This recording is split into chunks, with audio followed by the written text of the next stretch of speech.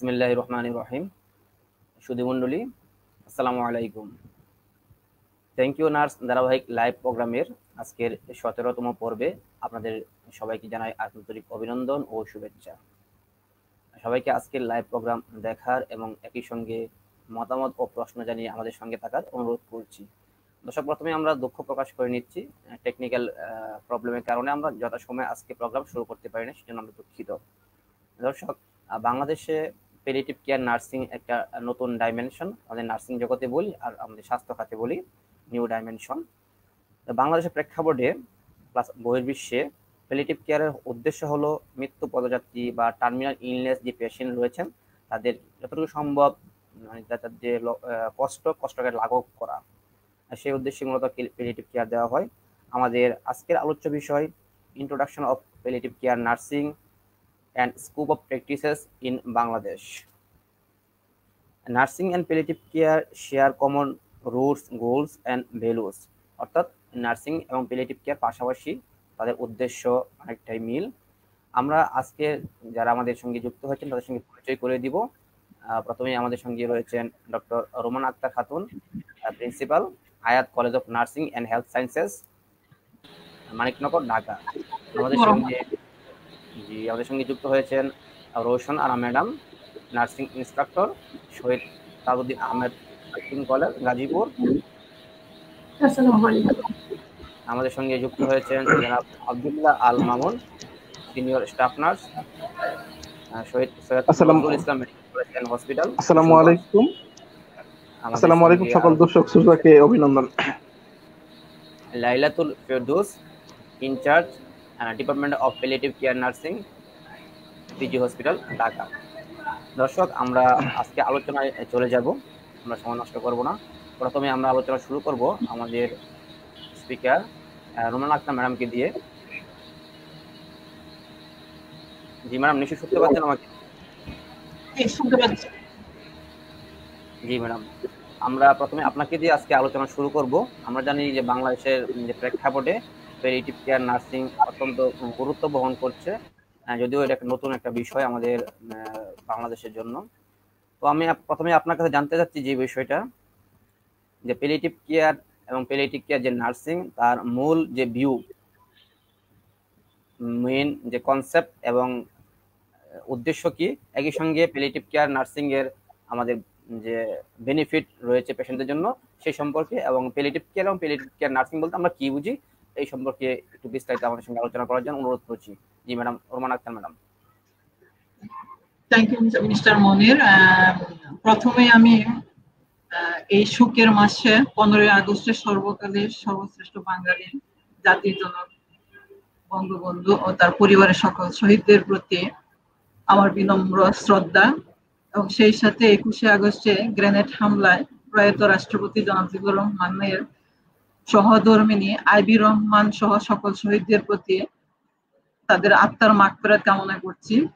এছাড়াও দেশ ও দেশের বাহির থেকে যারা এই প্রোগ্রামে অংশগ্রহণ করেছেন তাদের সকলের প্রতি আমার সালাম ও আন্তরিক অভিনন্দন জানিয়ে আমি চলে যাচ্ছি আমার প্রশ্নের উত্তর পর্বে। প্রথম প্রশ্ন ছিল প্যালিয়েটিভ কেয়ার কি?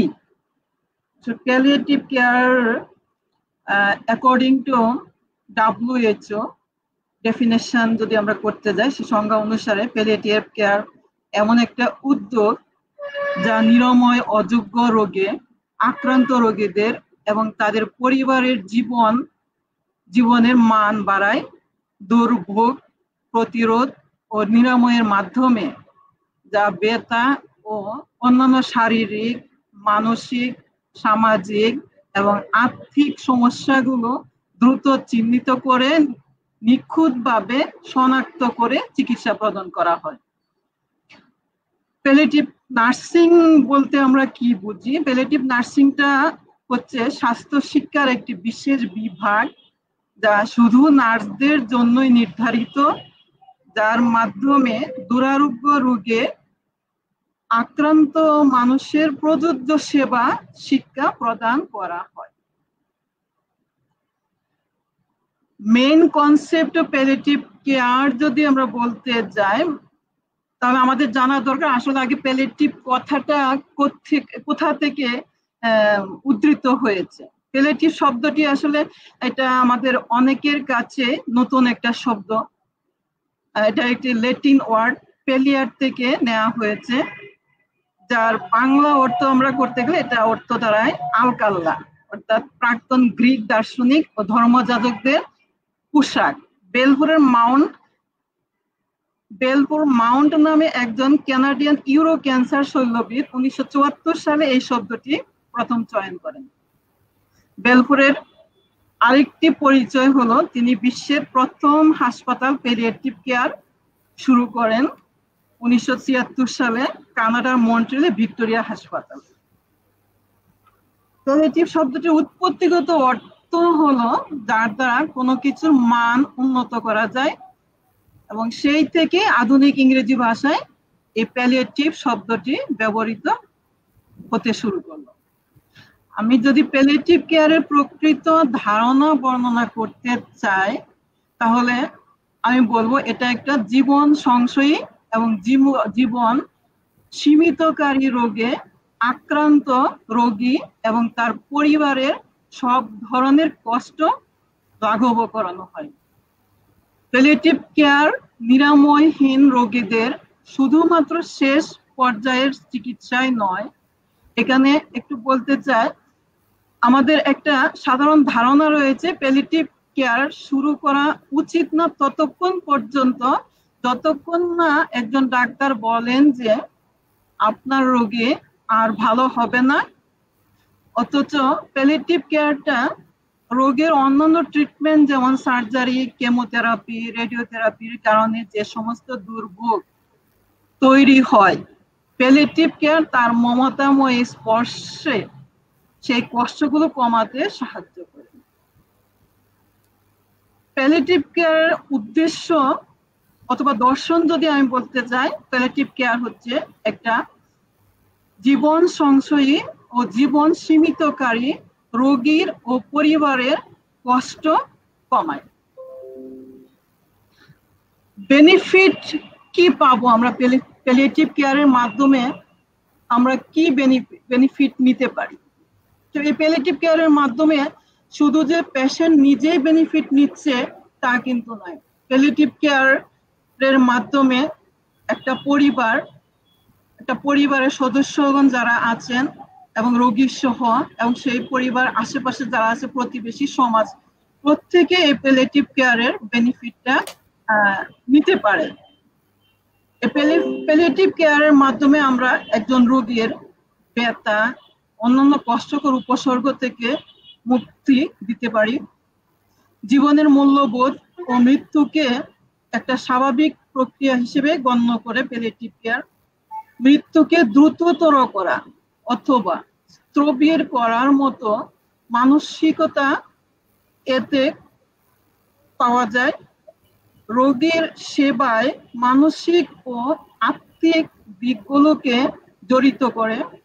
প্যালিয়েটিভ কেয়ার একটা সহায়ক ব্যবস্থা প্রদান করে যাতে রোগীকে তার মৃত্যু পর্যন্ত যতটা সম্ভব ভালোভাবে বেঁচে থাকতে সাহায্য করে। প্যালিয়েটিভ কেয়ার এটা একটা দলীয় উদ্যোগ ব্যবহার করে রোগী এবং তার পরিবারের চাহিদা পূরণ করার জন্য। প্যালিয়েটিভ কেয়ার জীবনের মান বাড়ায় এবং রোগের গতি ক্ষেত্রেও ইতিবাচক প্রভাব রাখে। জি মনির, এই ছিল আমার আপনার প্রশ্নের উত্তর। জি ম্যাডাম, থ্যাংক ইউ যে আমাদের সঙ্গে সুন্দর আলোচনা করার জন্য।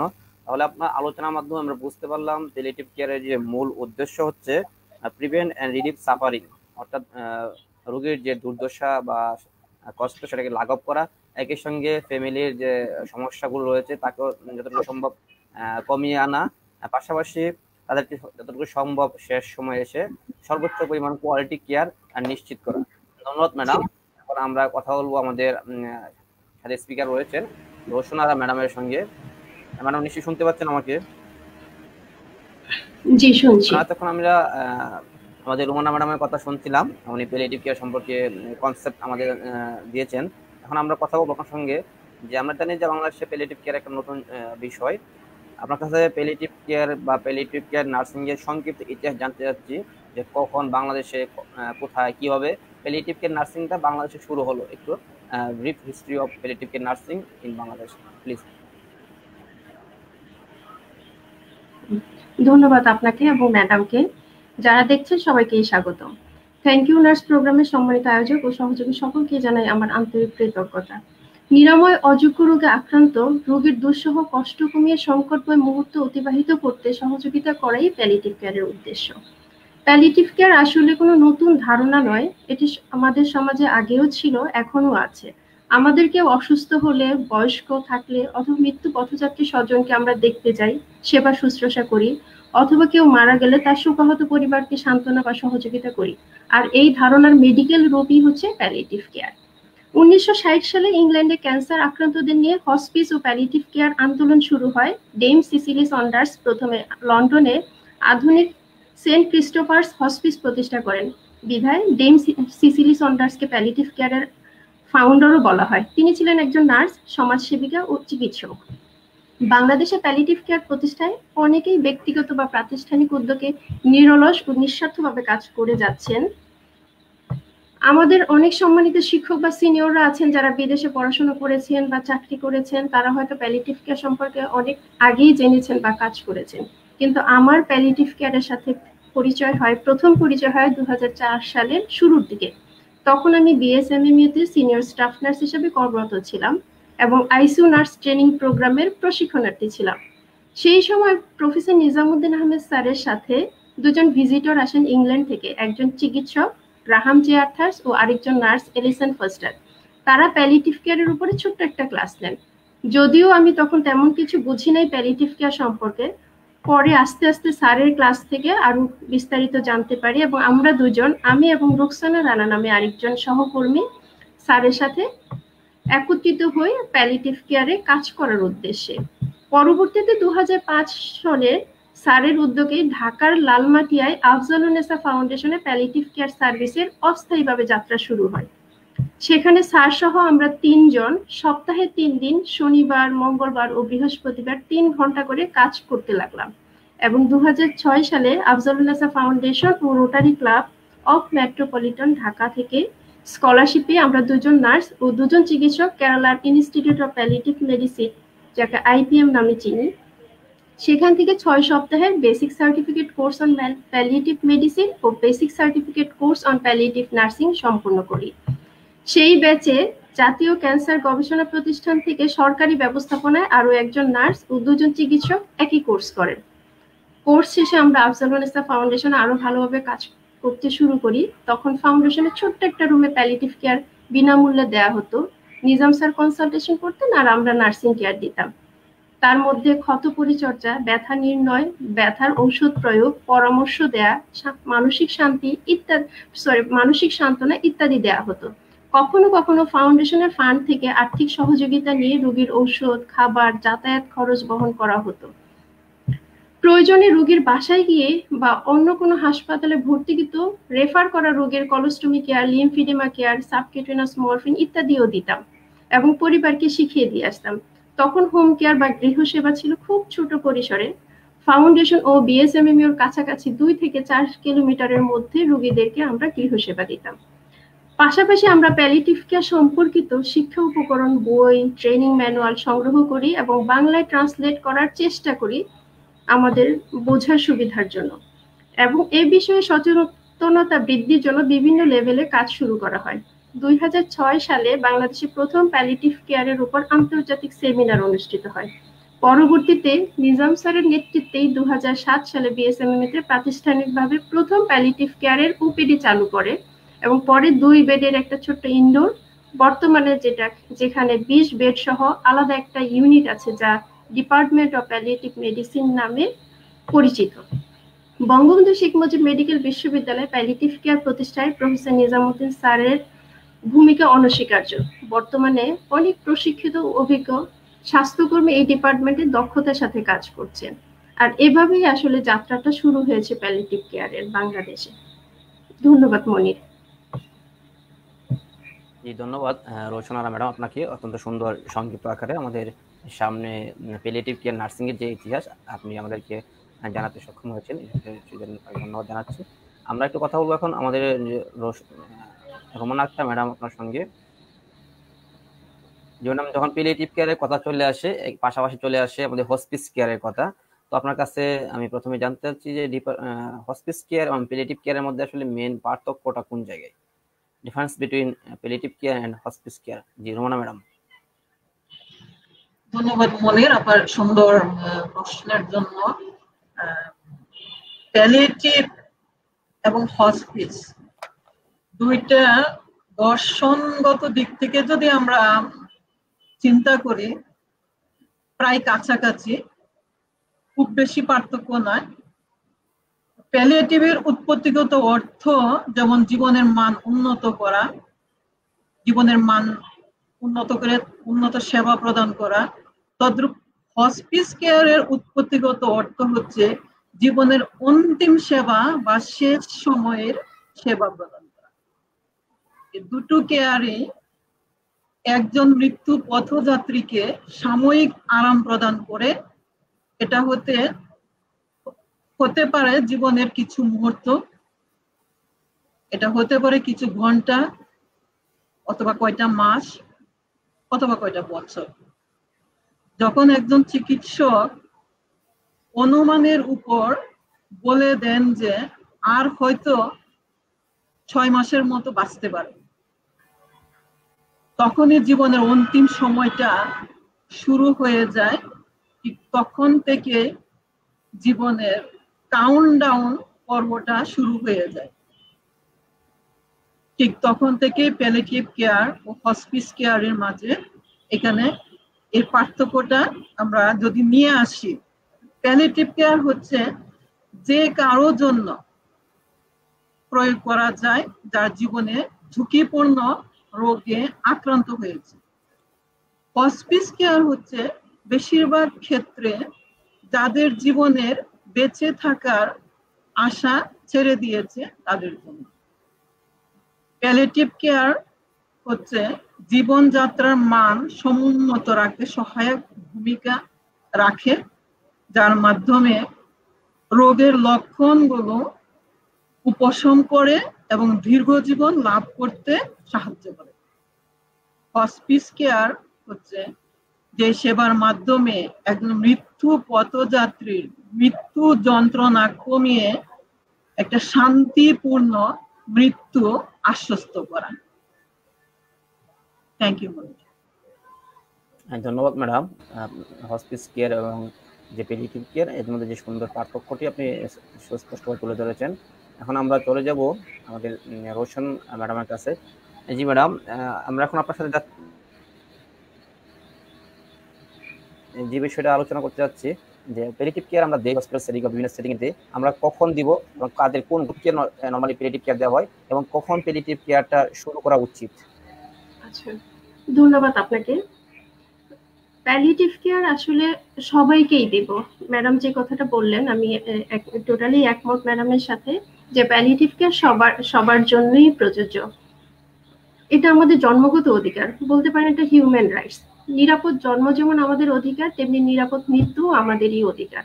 আপনারা হয়তো জেনে থাকবেন যে প্যালিয়েটিভ কেয়ার বর্তমানে বাংলাদেশের প্রাথমিক স্বাস্থ্যসেবা বা প্রাইমারি হেলথ কেয়ার সার্ভিসের অন্তর্ভুক্ত হয়েছে।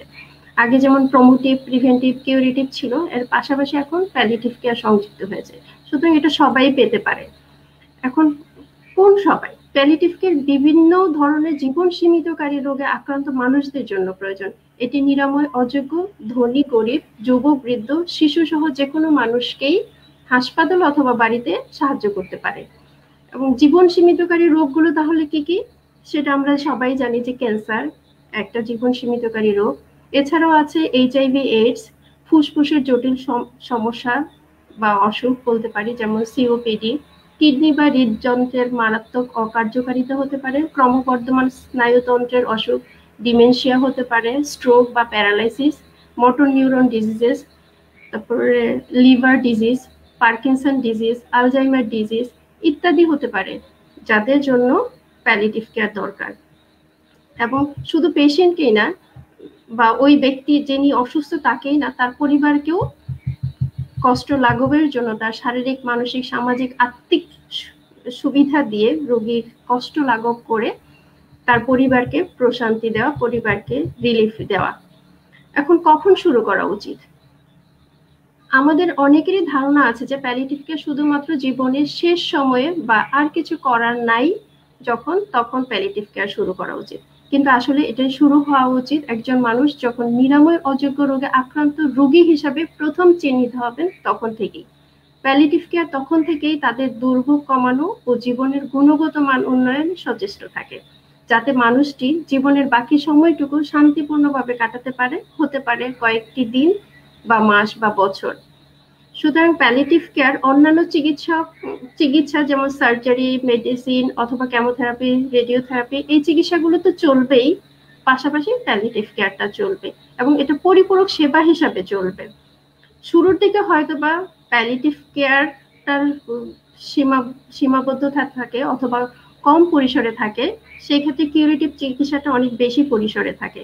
কিন্তু পরের দিকে যখন কিউরেটিভ ট্রিটমেন্টটা রেসপন্স না করে, তখন প্যালিয়েটিভ কেয়ারের ব্যাপকতা বেড়ে যায়। তখন হতে পারে সেটা তার জন্য একটা গুরুত্বপূর্ণ অংশ এবং শান্তিপূর্ণ মৃত্যুতে সহযোগিতা করে, এমনকি মৃত্যুর পরবর্তীতে শোকাহত পরিবারকে সাপোর্ট দেওয়ার জন্য এই প্যালিয়েটিভ কেয়ারটা দরকার হয়ে থাকে। ধন্যবাদ মনির। জি ধন্যবাদ, আপনার অত্যন্ত সুন্দর আলোচনা করেছেন আপনি প্যালিয়েটিভ কাদের প্রয়োজন এবং কখন প্রয়োজন সেই বিষয়টি সম্পর্কে। হ্যাঁ, একই পাশাপাশি আরেকটি বিষয় জানতে চাচ্ছি যে প্যালিয়েটিভ কেয়ার নার্সিং এ আমাদের নার্সিং ইস্যুগুলো কি কি, এই বিষয়ে একটু সংক্ষিপ্ত আলোচনার জন্য আপনাকে ইনভাইট করছি। আসলে আমরা যারা স্বাস্থ্যকর্মী তারা সাধারণত শারীরিক সমস্যা অর্থাৎ রোগীর রোগ ও তার প্রতিকারের প্রতি বেশি মনোযোগী অথবা মনোযোগ দিয়ে থাকে। অন্যদিকে প্যালিয়েটিভ কেয়ার বিশ্বাস করে মানুষ শুধুমাত্র শরীর নির্ভর প্রাণী নয়, মন, জীবনী শক্তি, আবেগ, এমনকি পরিবার, সম্প্রদায়, সে যেখানে বসবাস করে সেটিও তার অস্তিত্বেরই অংশ। সুতরাং একজন অসুস্থ ব্যক্তি বা তার পরিবারের সংকট শুধুমাত্র শারীরিক হতে পারে না, বরং মানসিক, সামাজিক কিংবা আত্মিক। অর্থাৎ সার্বিক সেবা দেওয়ার লক্ষ্যে একজন মানুষকে চারটা অস্তিত্বকে চিন্তা করতে হবে এবং সেই চারটা অস্তিত্বকে যখন আমরা অ্যাসেসমেন্ট করি তখন দেখা যায় যে শারীরিক কষ্ট সাধারণত কি হয়ে থাকে। ব্যথা হতে পারে, দুর্বলতা হতে পারে, কাশি, শ্বাসকষ্ট, জ্বর, বমি বমি ভাব, বমি হওয়া, অরুচি, অনিদ্রা, ক্যান্সার জনিত ঘা, লিম্ফিডিমা, ক্ষতস্থান, কলোস্টোমির কেয়ার, ডায়রিয়া, কনস্টিপেশন, এই জিনিসগুলো শারীরিক কষ্ট। এছাড়া মানসিক উদ্বিগ্নতা, বিষণ্ণতা, হতাশা, ভয়, রাগ, অভিমান, দুঃখ, একাকিত্ব, অপরাধবোধ, এগুলোও থাকতে পারে। সামাজিক, তার পরিবার, সন্তান নিয়ে চিন্তা, চাকরি হারানোর ভয়, আর্থিক কষ্ট, বাসস্থানের সমস্যা, পারস্পরিক সম্পর্কের প্রয়োজনীয়তা এবং আত্মিক জীবন ও মৃত্যুর অর্থ অনুসন্ধান করা বা প্রশান্তির জন্য আকুতি করা।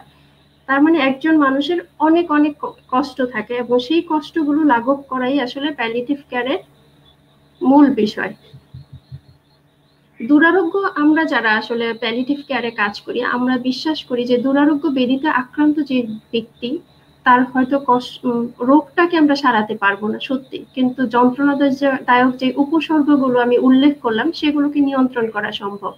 রোগীর হয়তো সব প্রশ্নের উত্তর দিতে পারবো না, দেওয়া সম্ভব না, কিন্তু সব প্রশ্নগুলো শোনা সম্ভব। শোক হয়তো দূর করা সম্ভব না, কিন্তু শোকে কাতর হওয়া মানুষগুলোর পাশে দাঁড়ানো সম্ভব। ব্যথা হয়তো কমানো সম্ভব না পুরোপুরি, কিন্তু ব্যথার পাশে থেকে তাকে আশ্বস্ত করা সম্ভব। সুতরাং আমরা যারা প্যালিয়েটিভ কেয়ার দলে কাজ করি তাদের যৌথ প্রচেষ্টায় এই নার্সিং ইস্যুস গুলোকে আইডেন্টিফাই করে সেটাকে নিরাময় করার চেষ্টা করাই হলো মূল ব্যাখ্যা। ধন্যবাদ। জি ধন্যবাদ রোশন ম্যাডাম। আমরা এখন পরবর্তী আলোচনা আমাদের লাইলাতুল ফেরদৌস ম্যাডাম, ওনার সঙ্গে আলোচনা করব। আপনি আমার সঙ্গে কানেক্টেড থাকবেন, আপনার সঙ্গে হয়তো আমরা আবারও যুক্ত হব। জি লাইলাতুল ফেরদৌস ম্যাডাম, নিশ্চয়ই শুনতে পাচ্ছেন?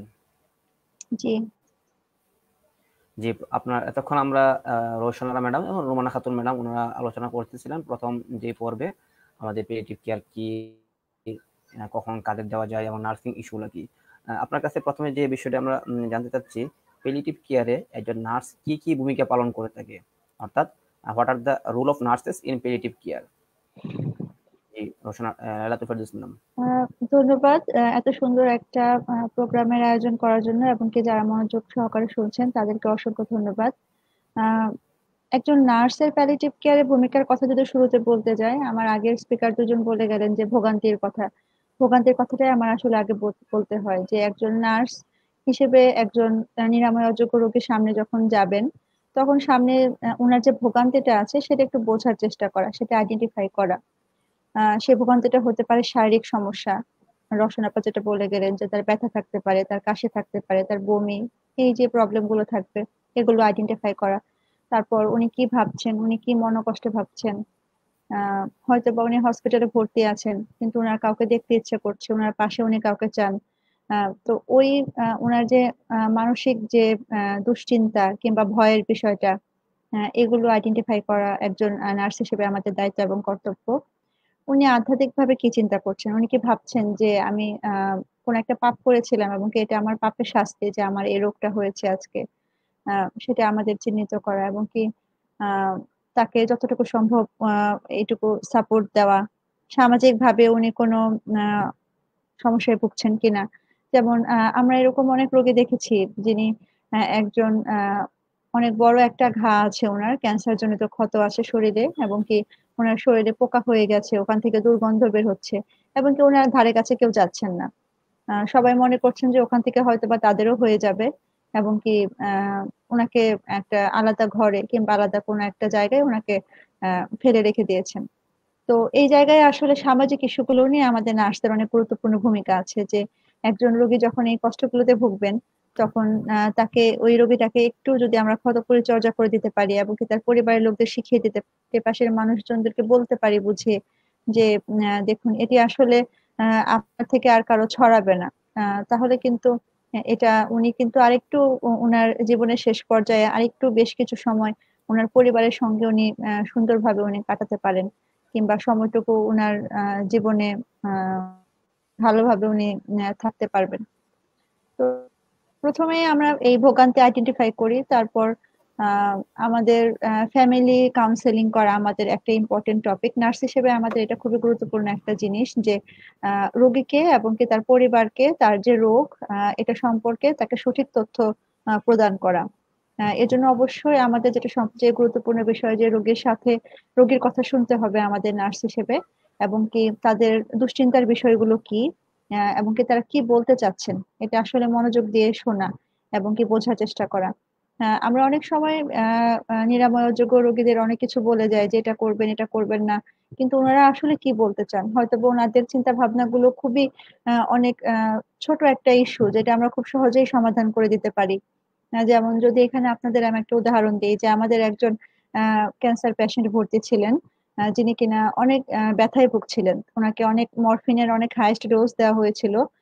তারপর আমরা এক্সপ্লোর করার চেষ্টা করলাম যে আসলে ওনার ব্যথা কিছুতেই কমছে না। ওনার সঙ্গে বসে আমরা কথা বললাম যে উনি খুবই চিন্তিত যে ওনার বাসায় ছোট একটা বাচ্চা আছে, এবং কি ওনার স্বামী ওনাকে রেখে চলে গেছে ওনার জরায়ু ক্যান্সার হওয়ার পরে, এবং কি ওনার ছেলেকে খাবার দেওয়ার মতো আসলে কেউ নেই, কিংবা রান্না করে দেওয়ার মতো কেউ নেই। তো ছেলেটাকে যদি আমরা আনার ব্যবস্থা করি ওনার কাছে, তাহলে হয়তো বা ওনার এই সাফারিংসটা কিছুটা কমবে। এই চিন্তা ভাবনা থেকে আমরা কিন্তু ওনার ছেলেটাকে ওনার কাছে নিয়ে আসার ব্যবস্থা করি, এবং কি তারপর আমরা দেখতে পেলাম যে হ্যাঁ ওনার কষ্টটা হয়তো বা কিছুটা আমরা কমাতে সক্ষম হয়েছিলাম। তো আরেকজন পেশেন্টের কথা যদি বলি, যে আমাদের একজন পেশেন্টের খুব ইচ্ছা ছিল যে উনি নিজে বিয়ে করেননি, এবং কি ওনার ইচ্ছে ছিল যে উনি ওনার ভাইকে পড়াশোনা করাবেন। ওনার বাবা মা ছিল না, ছোট একটা ভাই ছিল। তো উনি গার্মেন্টস কর্মী ছিলেন। তারপর যখন দেখা গেল যে একসময় উনি বুঝতে পারলেন, যে আমরা ওনার সঙ্গে কাউন্সেলিং করি এবং কি উনি বুঝতে পারেন যে উনি খুব শীঘ্রই হয়তো বা মারা যাচ্ছেন কিংবা মারা যাবেন, তখন উনি ওনার গুরুত্বপূর্ণ একটা ইচ্ছার কথা আমাদের কাছে প্রকাশ করেন, যে উনি ওনার ভাইকে পড়াশোনা করে উনি চান যে ওনার ভাই বড় হয়ে কিছু একটা করুক। তখন যেহেতু উনি এটা করতে পারছেন না, প্যালিয়েটিভ কেয়ার দলের পক্ষ থেকে আমরা এই দায়িত্বটা নিয়ে নিই, এমনকি ওনাকে আশ্বস্ত করি যে ওনার ভাইয়ের পড়াশোনার দিকটা প্যালিয়েটিভ কেয়ার টিম দেখবে। ওনার এই ইচ্ছা থেকেই স্বপ্ন নামের একটা প্রজেক্টের পথযাত্রা শুরু হয়, যার মাধ্যমে আমরা নিরাময় অযোগ্য যারা রোগে আক্রান্ত তাদের ছোট বাচ্চা কাচ্চা ছেলে মেয়ে তাদেরকে সাপোর্ট দেওয়ার মাধ্যমে তাদেরকে একটু এগিয়ে নেওয়া যায় কিনা, তাদের দ্বারা পারছে না তাদেরকে সাপোর্ট দিতে, তো এটা চেষ্টা করা হয়। তো প্যালিয়েটিভ কেয়ার শুধুমাত্র রোগীর শারীরিক কষ্ট না, আমি যেটা বলতে চাচ্ছি যে একজন নার্স হিসেবে আমাদের একজন রোগীর সামনে যখন দাঁড়াবো তখন আমাদের এটাই মানে চেষ্টা থাকবে যে ওনাকে একজন মানুষ হিসেবে চিন্তা করা, একজন রোগী হিসেবে না। এভাবে চিন্তা করা যে আমিও যে কোনো আসলে ওই বিছানায় থাকতে পারি, তাহলে আমি আসলে আমার কলিগদের কাছ থেকে কি চাই, কিংবা আমি সমাজের কাছ থেকে কি চাই, যে আমার পাশে বসে কেউ আসলে কিছুক্ষণ কথা বলুক, আমার কথাগুলো কেউ মনোযোগ দিয়ে শুনুক। উম এই এই জিনিসগুলো আসলে খুব ভালো করে খেয়াল করা। রওশন আপা বলে গেলেন যে বিরিভমেন্ট সাপোর্টের কথা। প্যালিয়েটিভ কেয়ার শুধুমাত্র রোগী মারা যাওয়ার সঙ্গে সঙ্গে শেষ হয়ে যায় না, তার পরবর্তীতে তার পরিবারের সাথে থেকে তার পরিবারের লোকদের সাথে শেয়ার করা। যেমন কি আমরা অনেক বেরিপমেন্ট সাপোর্ট দিয়েছি যেখানে কিনা ওনারা শুধুমাত্র জানতে চেয়েছেন যে আমার বোন মারা যাওয়ার সময় কি করেছিলেন, কিংবা ওনার খুব বেশি কষ্ট হয়েছিল কিনা, কিংবা হয়তোবা মরফিনের কিছু মেডিসিন রয়ে গিয়েছিল, সেগুলো ওনারা আমাদেরকে দিয়ে দিয়েছেন। বেরিপমেন্ট সাপোর্টের ক্ষেত্রে আমরা যেটা খেয়াল করি যে নর্মাল একটা গ্রিপ প্রসেস আছে, তো যারা এটা খুব বেশি সংখ্যক মানুষই এটা আসলে অতিক্রম করে ফেলতে পারে। ডিফিকাল্ট গ্রিপ যাদের হয় কিংবা কমপ্লিকেটেড গ্রিপ হয় তাদেরকে আইডেন্টিফাই করা একজন নার্স হিসেবে আমাদের দায়িত্ব, এবং কি তারপর তাদেরকে সেই অনুযায়ী কাউন্সেলিং করা, কিংবা যদি প্রয়োজন হয় সাইকোলজিক্যাল সাপোর্টের দিকে যাওয়া। আহ, তো এন্ড অফ লাইফেও নার্সদের কিছু গুরুত্বপূর্ণ দায়িত্ব আছে, সেটা নিয়ে মনে হয় সামনে আরো আলোচনা হবে। জি লাইলাতুল ফেরদৌস ম্যাডাম, আপনার আলোচনার পাশাপাশি আমি একটা বিষয় জানতে চাচ্ছি, বর্তমান চলমান কোভিড-19 প্যান্ডেমিক সিচুয়েশন, তো কোভিড-19 যে পেশেন্ট রয়েছে তাদের ম্যানেজমেন্টের জন্য আপনাদের প্যালিয়েটিভ কেয়ার কি ধরনের গাইডলাইন ডেভেলপমেন্ট করেছে বা কি ধরনের গাইডলাইন আপনাদের রয়েছে? আমরা সম্প্রতি প্যালিয়েটিভ কেয়ার বাংলাদেশের যে ন্যাশনাল গাইডলাইন আছে এর সাথে আমরা প্যালিয়েটিভ কেয়ার একটি গাইডলাইন আমরা তৈরি করেছি নিজেরা, ইন্ডিয়ার কেরালার একটি গাইডলাইনের আলোকে। এবং কি এখানে আমরা যে বিষয়টুকু গুরুত্ব দিয়েছি যে প্রথমে হচ্ছে প্যালিয়েটিভ কেয়ার এবং কি কোভিড-19 এর আপনার হচ্ছে এর দুটার মধ্যে তাদের যোগাযোগটা কি, সম্পর্কটা কি। সম্পর্কটা খুবই ওতপ্রোতভাবে জড়িত, কারণ এখানে সাফারিংস রিলেটেড, যেহেতু আপনার এই করোনা কিংবা কোভিড-19 যদি আমরা বলি, এখানে রোগীদের সাফারিংস হচ্ছে এবং কি প্যালিয়েটিভ কেয়ার রোগীদের ভোগান্তি নিয়ে কাজ করে, সুতরাং এখানে প্যালিয়েটিভ কেয়ারের গুরুত্ব রয়েছে সিমটম ম্যানেজমেন্টের ক্ষেত্রে। এবং কি একটা রোগীরা সবসময় একটা ভয়ে থাকে, যে আশঙ্কা থাকে, আতঙ্ক নিয়ে কাজ করে যে আমরা কি মরে যাব কিনা। তো এই জায়গায় প্যালিয়েটিভ কেয়ার অনেক গুরুত্বপূর্ণ দায়িত্ব রয়েছে। কমিউনিকেশন একটা গুরুত্বপূর্ণ জিনিস কোভিড-19 এর ক্ষেত্রে রোগীর সাথে এবং কি রোগীর পরিবারের সাথে, যে আপনার এই সময়টা আপনি কিভাবে আপনি তাদেরকে আপনি হেল্প করবেন। তারপর আপনি সাফারিংস গুলো কমানোর ক্ষেত্রে আমরা গাইডলাইনে আমরা উল্লেখ করেছি যে তার শ্বাসকষ্ট কিংবা ব্যথা কিংবা কাশির ক্ষেত্রে আমাদের কিছু নির্দেশনা আছে, ফার্মাকোলজিক্যাল এবং কি নন ফার্মাকোলজিক্যাল। সেখানে মরফিনের একটা গুরুত্বপূর্ণ রোল রয়েছে, যে মরফিনের ব্যবহার ব্যথার ক্ষেত্রে, কাশির ক্ষেত্রে, এগুলার ক্ষেত্রে।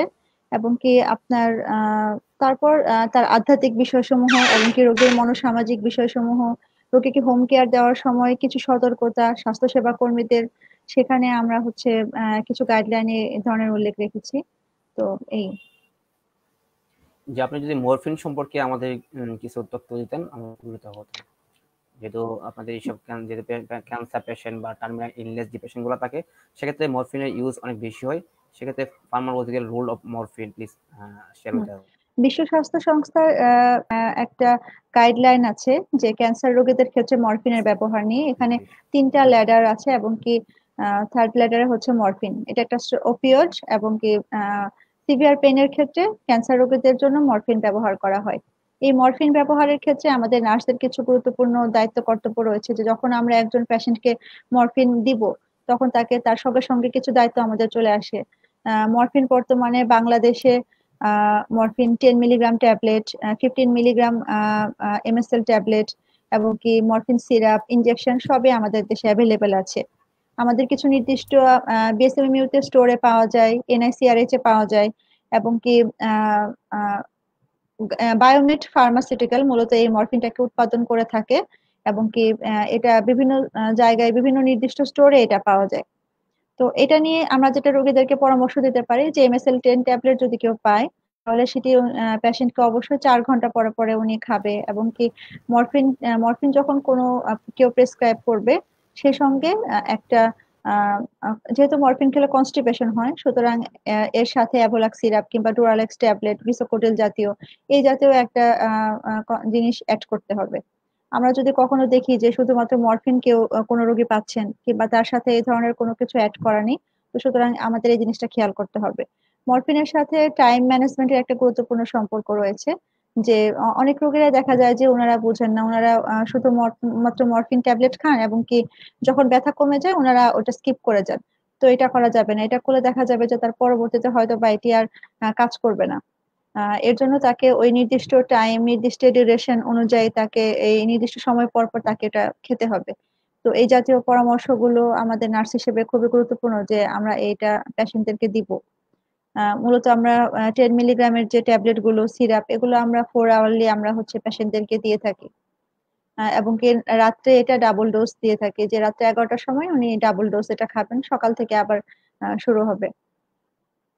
এবং কি রোগীদেরকে এটাও আমরা অ্যাডভাইস দিয়ে দিই যে যখন কোনো রোগী কনস্টিপেশন থেকে অনেক সময় দেখা যায় যে ওনার ডায়রিয়ার মতো হয়ে যায়, যে অ্যাভোলাক্স সিরাপের ডোজ হয়তো বা একটু বেশি হয়ে যায়, সেই ক্ষেত্রে আপনার তখন আবার এটা স্টপ রাখতে হবে একদিনের জন্য, অ্যাভোলাক্স সিরাপ কিংবা ডুরালেক্স ট্যাবলেট, তারপর আবার এটা কন্টিনিউ করা মরফিনের সাথে অ্যাডজাস্ট করা। এক একজন আমরা অনেক সময় বলি যে মরফিন খেলে অ্যাডিকশন হয় কিংবা খাওয়া যাবে না, এই ধরনের আসলে কিছু না। মরফিন খেলে আসলে ক্যান্সার রোগীর ক্ষেত্রে কোনো অ্যাডিকশনের সৃষ্টি করে না। যদি আমরা খাই, নর্মাল মানুষ, আমাদের ক্ষেত্রে এটা নেশার উদ্রেক করবে, কিন্তু ক্যান্সার রোগীর ক্ষেত্রে এটা অবশ্যই খুবই অত্যন্ত প্রয়োজনীয়, ইসেনশিয়াল একটি মেডিসিন, ইসেনশিয়াল একটি ড্রাগ। এবং কি এটার সাইড ইফেক্ট খুবই কম, এবং কি যে রোগীর যতটুকু ব্যথা আছে তাকে তার ব্যথার সর্বোচ্চ পর্যন্ত এটা কোনো সিলিং ইফেক্ট নাই। জি দর্শক, আমরা আমাদের আলোচনা কন্টিনিউ করব। মধ্য দিয়ে আবার বৈদ্যুতিক গোলযোগের সমস্যার কারণে একটা সমস্যা হয়েছিল। যে আব্দুল্লাল মামুন, আমরা লাইলাতুল ফেরদৌসের সাথে আবার হয়তো কথা বলবো। যে আব্দুল্লাল মামুন শুনতে পাচ্ছেন নিশ্চয়ই? জি জি জি, থ্যাংক ইউ। জি, আমরা তখন কথা বলতেছিলাম আমাদের যে আব্দুল্লাল মামুন। জি, শোনা যাচ্ছে, প্লিজ কন্টিনিউ। হ্যালো, আপনি কি শুনতে পাচ্ছেন? হ্যালো। হ্যাঁ, আমি শুনতে পাচ্ছি। জি জি, থ্যাংক ইউ। জি জি, যে বলা হয় আব্দুল্লাহ মামুন, বলা হয়ে থাকে যে palliative care nursing quality care at the end of life, অর্থাৎ যে সকল পেশেন্ট এন্ড অফ লাইফে চলে আসে তাদের ক্ষেত্রে প্যালিয়েটিভ কেয়ার একটি গুরুত্বপূর্ণ মাধ্যম বহন করে এবং গুরুত্বপূর্ণ সেবা দিয়ে থাকে। তো আপনার কাছে জানতে চাচ্ছি যে প্যালিয়েটিভ কেয়ার নার্সিং এর ব্যানারে কি কি বিশেষ ধরনের সেবা দেওয়া হয় যখন রোগীরা জীবনের শেষ মুহূর্তে উপনীত হয়, অর্থাৎ what kinds of special care provided during and of life under palliative care. যে আব্দুল্লাহ মামুন। জি, আসসালামু আলাইকুম।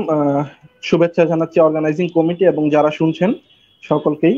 এটি বাংলাদেশের একটি নতুন প্যালিয়েটিভ কেয়ারের জন্য আজকে একটি নতুন নবদিগন্ত সূচনা হয়েছে। সুখের মাস। আমি সুখ সন্তত আপনার 15ই আগস্ট এবং 21শে আগস্টে গ্রেনেড হামলায় সকল নিহতদের শ্রদ্ধা জানিয়ে আমি আমার বক্তব্য শুরু করছি। বিশেষ করে আপনার একটি বিষয় আমি একটু ব্যাকে যাব। আপনার আমার বিজ্ঞ আলোচক বৃন্দ, আপনি আমাকে যে প্রশ্নটা করছেন অনেকটা উত্তর ওনারা দিয়ে দিয়েছেন। আপনি যদি দেখেন মানবতার মুক্তির দিশারি হযরত মুহাম্মদ সাল্লাল্লাহু আলাইহি সাল্লামের যুগ থেকেই প্যালিয়েটিভ কেয়ারের কনসেপ্টটা আপনার মূলত চলে আসছিল। আমরা আপনার স্টাডি করার কারণে, আমাদের আপনার লেকেন্স অফ স্টাডির কারণে আমরা এটা আইডেন্টিফাই করতে পারি নাই। এন্ড অফ লাইফে আমরা যদি আপনার যে স্পেশাল কেয়ারের কথা আমরা বলি, আমরা যদি চিন্তা করি যে এখন হয়তো বা আপনি আমাকে প্রশ্ন করতে পারেন যে আপনি মৃত্যুর সময় আপনি কি চান বা আপনি কিভাবে মারা যেতে চান, বা আমিও যদি আপনাকে প্রশ্ন করি অথবা দর্শক যারা শুনছেন যে আসলে আমি যখন আমার জীবনের শেষ সময়টিতে চলে যাব তখন আমি আসলে কি কি প্রত্যাশা করি, আমি যা যা প্রত্যাশা করি প্যালিয়েটিভ কেয়ার সেই বিষয়গুলাই পূরণ করার চেষ্টা করে। বিশেষ করে এখানে আপনার দুটি বিষয় খুব গুরুত্বপূর্ণ। প্রথমটি হলো ইথিক্যাল আপনার কিছু ইস্যু আছে যেগুলো আপনার প্যালিয়েটিভ কেয়ার স্পেশালি হ্যান্ডেল করে। আপনার ধরুন যে একজন ব্যক্তি আমরা আপনার জানি যে উনি হয়তো বা ওনার শেষ সময় দিকে চলে যাচ্ছেন, তখন ওনার সম্পদের কি ব্যবস্থা, কিভাবে বন্টন করবে তার পরিবারের সদস্যদের জন্য, এবং ওনার পরিবারের সদস্যদেরকে উনি কোনো কিছু আপনার বলে যেতে চান কিনা। আমরা আসলে পেশেন্ট এবং আপনার পরিবারের সাথে আপনার এগুলা কমিউনিকেশনের মাধ্যমে আইডেন্টিফাই করার চেষ্টা করি যে আসলে ওনার স্পেশাল নিড গুলা কি, ওনার যে নিড গুলা আছে এগুলোই আমরা আপনার ফুলফিল করার আপনার চেষ্টা করে থাকি। আপনার যেহেতু প্যালিয়েটিভ কেয়ার একটি সোশ্যাল এবং মেডিকেল সায়েন্স, তাহলে আপনার এখানে আপনার সমাজের একটি বড় ধরনের রুল আছে।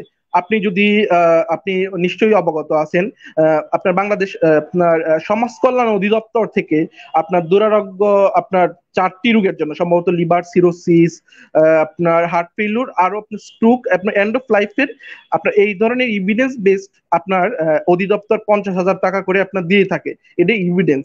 তাহলে আপনার এখানে সমাজ এবং আপনার চিকিৎসা বিজ্ঞান দুইটার সমন্বয়, কিন্তু যে বিষয়টা এখানে একটু অন্তরায় থেকে যায় সেখানে হলো সেবা বিজ্ঞান। আমরা মনে করি এখানে আপনার এন্ড অফ লাইফে সবচেয়ে বেশি দরকার যে মমতাময় সেবা। আমি যখন ধরুন, আমি যদি এখন আমার জীবনের শেষ লাইফটাতে আমি অবস্থান করি, আমার প্রিয়জন যদি আমার কপালে যদি হাত বুলিয়ে দেয়, আপনি দেখবেন আমার মনের মধ্যে যে একটি প্রশান্তি আসবে, এটি নিশ্চয়ই আপনি কোনো ওষুধের মাধ্যমে দেওয়া সম্ভব না। আমরা আসলে প্যালিয়েটিভ কেয়ার নার্সরা আমরা এই কনসেপ্টটাকে ডেভেলপ করার জন্য চেষ্টা করতেছি।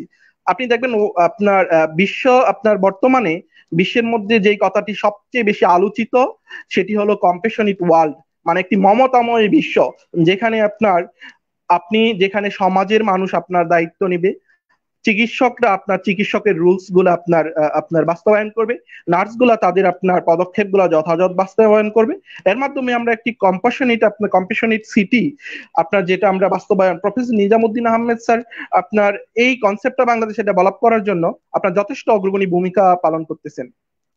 আপনি আরেকটি বিষয় আপনি যদি লক্ষ্য করবেন, এই সময় আপনার ধর্মীয় আপনার কিছু রুলস থাকে, যে একজন মানুষের আপনার ইচ্ছা থাকে, ধরুন আপনার আমরা যদি বিশেষ করে আমাদের সমাজের দিকে তাকাই, মৃত্যু কিন্তু একটি সামাজিক ইস্যু। আপনি দেখবেন যদি আপনার বাবা অথবা আমাদের পরিবারের কোনো সদস্য, আমরা এটি আপনার সবাই আমরা জানি যখন উনি মারা যায় তখন আমরা আপনার ইসলামিক আপনার রুলস অনুযায়ী ওনার পাশে আপনার সূরা ইয়াসিন পড়তেছি, কোরআন পড়তেছি। তাহলে আপনার দেখা যাচ্ছে যে ধর্মের একটা বিশাল বড় রুলস আছে, এটি প্যালিয়েটিভ কেয়ার এনশিওর করার চেষ্টা করে।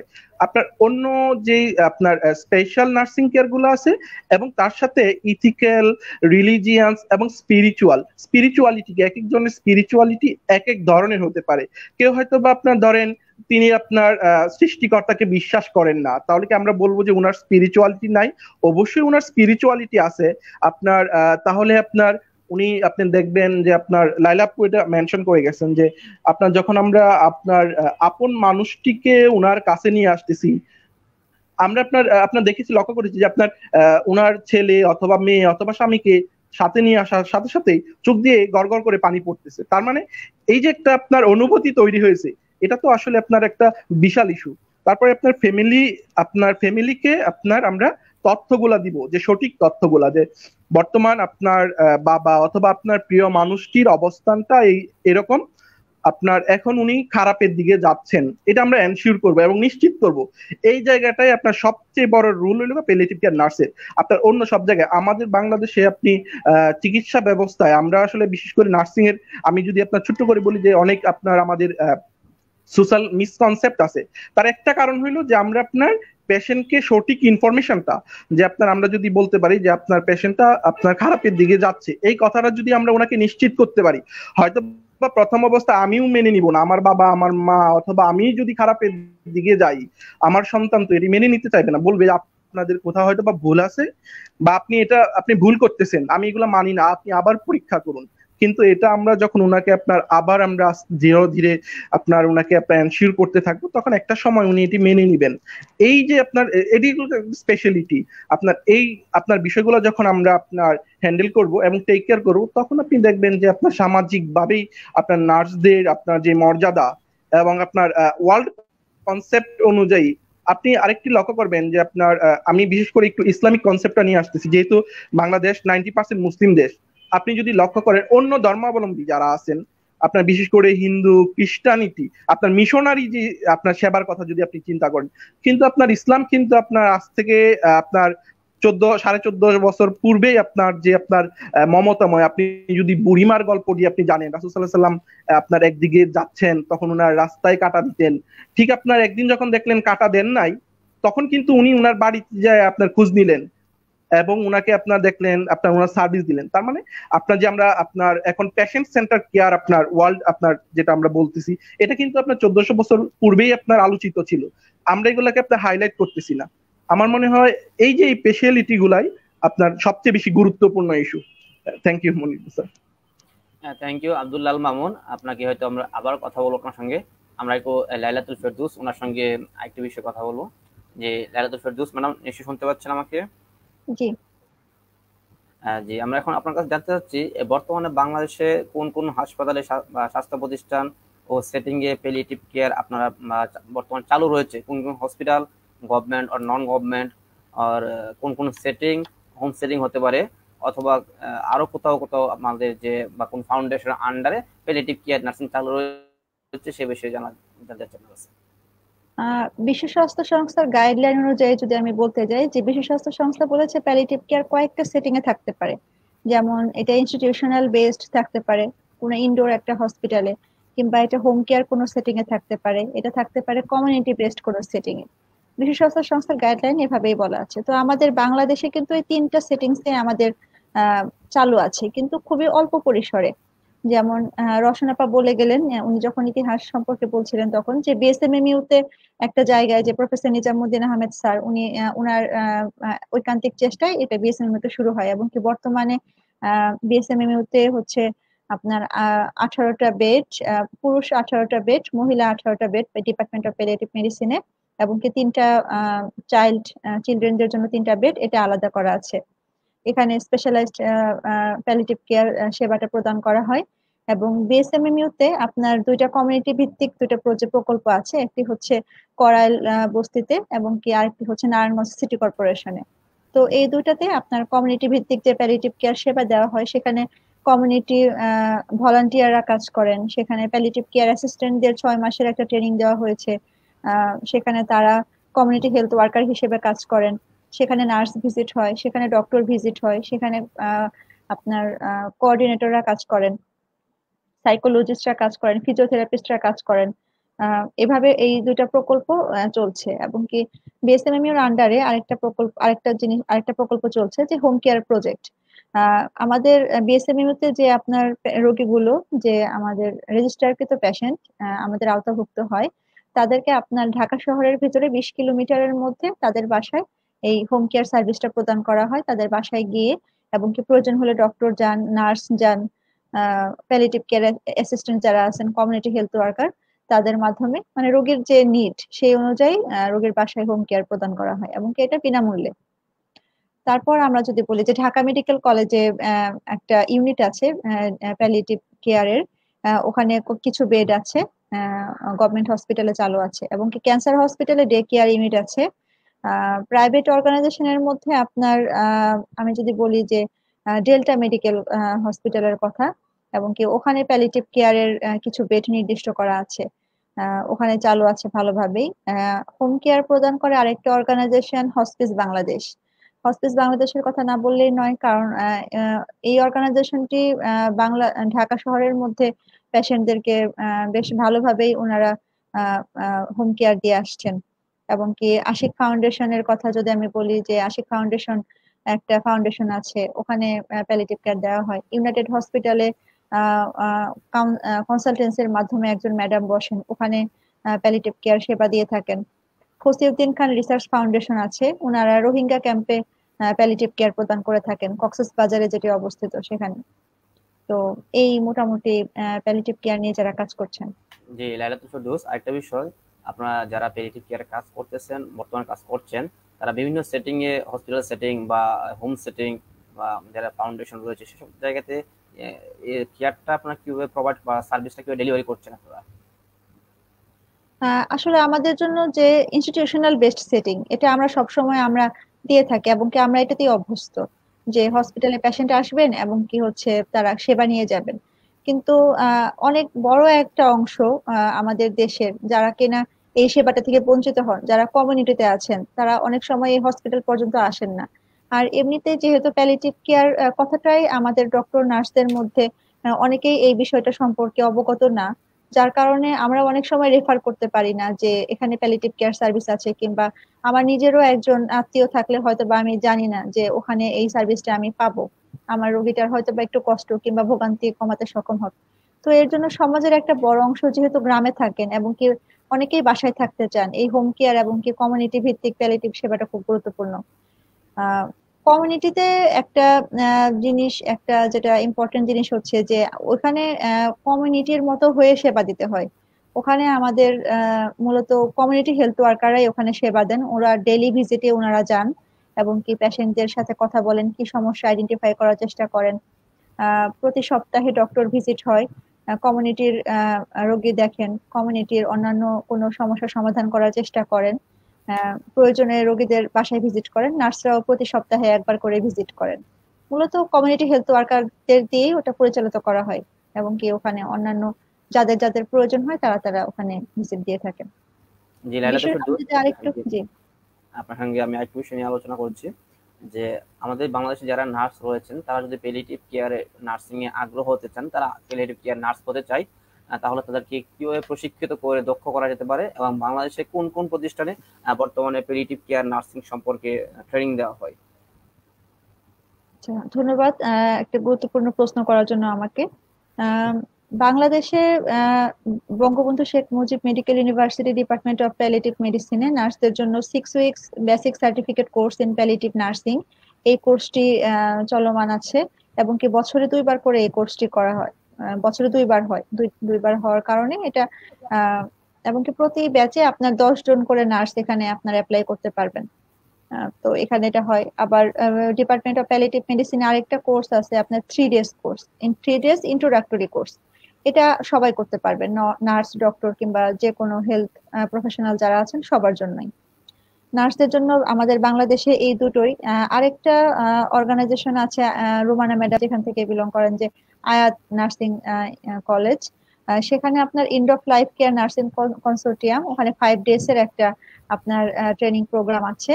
সেখানে আমেরিকান কয়েকজন নার্সের সহযোগিতায় সেখানে আমেরিকান নার্সরা আসেন এবং কি ইলনেকের একটা ট্রেনিং প্রোগ্রাম, কিন্তু এটা আপনারা যদি নেটে সার্চ দেন আপনারা সহজে দেখতে পারবেন যে ইলনেক প্রোগ্রাম, এটা কিন্তু খুব এস্টাবলিশড একটা আমেরিকান একটা প্রোগ্রাম এবং কি এটাও ইন্ট্রোডিউস করেছে আয়াত নার্সিং স্কিলস এর মাধ্যমে। আমরা এটা আয়াত কলেজ অফ নার্সিং এটা বাংলাদেশে নিয়ে এসেছে এবং কি আমেরিকান নার্সরা এখানে এটা দিয়ে থাকেন এবং কি এটা গত 3বার এটা হয়েছে এবং কি ওখানে প্রায় প্রতি ব্যাচে 80 থেকে 90 জন, 100 জনের মতো নার্স সেটাতে ওনারা অ্যাটেন্ড করতে পেরেছে 5 ডেজ এ। যদি কেউ আরো বেশি সময় ধরে লেংথি কোনো প্রোগ্রাম করতে চায়, বঙ্গবন্ধু শেখ মুজিব ওখানে আমাদের বাংলাদেশে যখন তখন ওনারা এটা করতে পারবেন এবং কি দেশের বাইরেও যদি কাছে কোথাও নার্সটার প্রোগ্রাম ট্রেনিং অ্যাটেন্ড করতে চান, সেখানে ইন্ডিয়ার কেরালায় আপনার এই same basic certificate course in palliative nursing, এটাও 6 উইকস ওখানে আছে এবং স্কলারশিপও পাওয়া যায়। তারপর আপনার কেরালাতে আপনার ম্যানেজারিয়াল কোর্সও করতে পারবে নার্সরা। কেউ যদি প্যালিয়েটিভ কেয়ারটা স্টার্ট করতে চায় কোথাও থেকে, যে কোনো home based palliative care setting এ কোনো নার্স শুরু করতে চায় কিংবা কমিউনিটিতে কোনো নার্স শুরু করতে চায়, তারা ম্যানেজারিয়াল ট্রেনিংটা করে তারা যে কোনো সময় এই প্যালিয়েটিভ কেয়ারটা শুরু করে দিতে পারে। প্যালিয়েটিভ কেয়ারটা শুরু করার জি লাইলাতুল ফেরদৌস, বাংলাদেশে কি সরকারিভাবে কোনো প্রতিষ্ঠানে ট্রেনিং প্রদান করা হয় প্যালিয়েটিভ কেয়ার নার্সিং এর উপরে? না, বাংলাদেশের সরকারি কোনো প্রতিষ্ঠান থেকে এটা প্রদান করা হয়নি এখন পর্যন্ত। তবে ওয়ার্ল্ড চাইল্ড ক্যান্সার নামের একটি আপনার সংস্থা, ওনারা বিভিন্ন সরকারি হসপিটালে নার্সদের এই ট্রেনিং প্রোগ্রামের আয়োজন করে থাকেন। ধন্যবাদ আপনাকে আমাদের সঙ্গে সময় দেওয়ার জন্য। আপনার সঙ্গে আবারও কথা হবে, আপনি কানেক্টেড থাকুন, আমরা আবার কথা বলবো। যে আব্দুল্লাহ মামুন, যখন আমরা শুনতে পাচ্ছিলাম আমাদের লাইলাতুল ফেরদৌস বিভিন্ন বিষয়ে আমাদেরকে তথ্য দিয়ে উপস্থাপন করতেছিলেন। এখন আপনার কাছে আমি একটা বিষয় নিয়ে কথা বলতে চাচ্ছি, যে বিষয়টা হলো যে আব্দুল্লাহ মামুন, যে বিষয়টি আপনার কাছে আমি জানতে চাচ্ছি যে অনেক সময় দেখা যায় হসপিটালে যারা রোগী হয়ে ভর্তি হয় বা যারা রোগীর স্বজন থাকে, তাদের কাছে আমাদের রোগীর যে সমস্যার কথাগুলি তুলে ধরতে হয় রোগীর কাছে, যে তার অনেক সময় ক্যান্সার হয়ে যায় বা অন্য কোনো টার্মিনাল ইলনেস ডেভেলপমেন্ট করেছে, তাদের কাছে আমাদের কথাগুলো শেয়ার করতে হয়।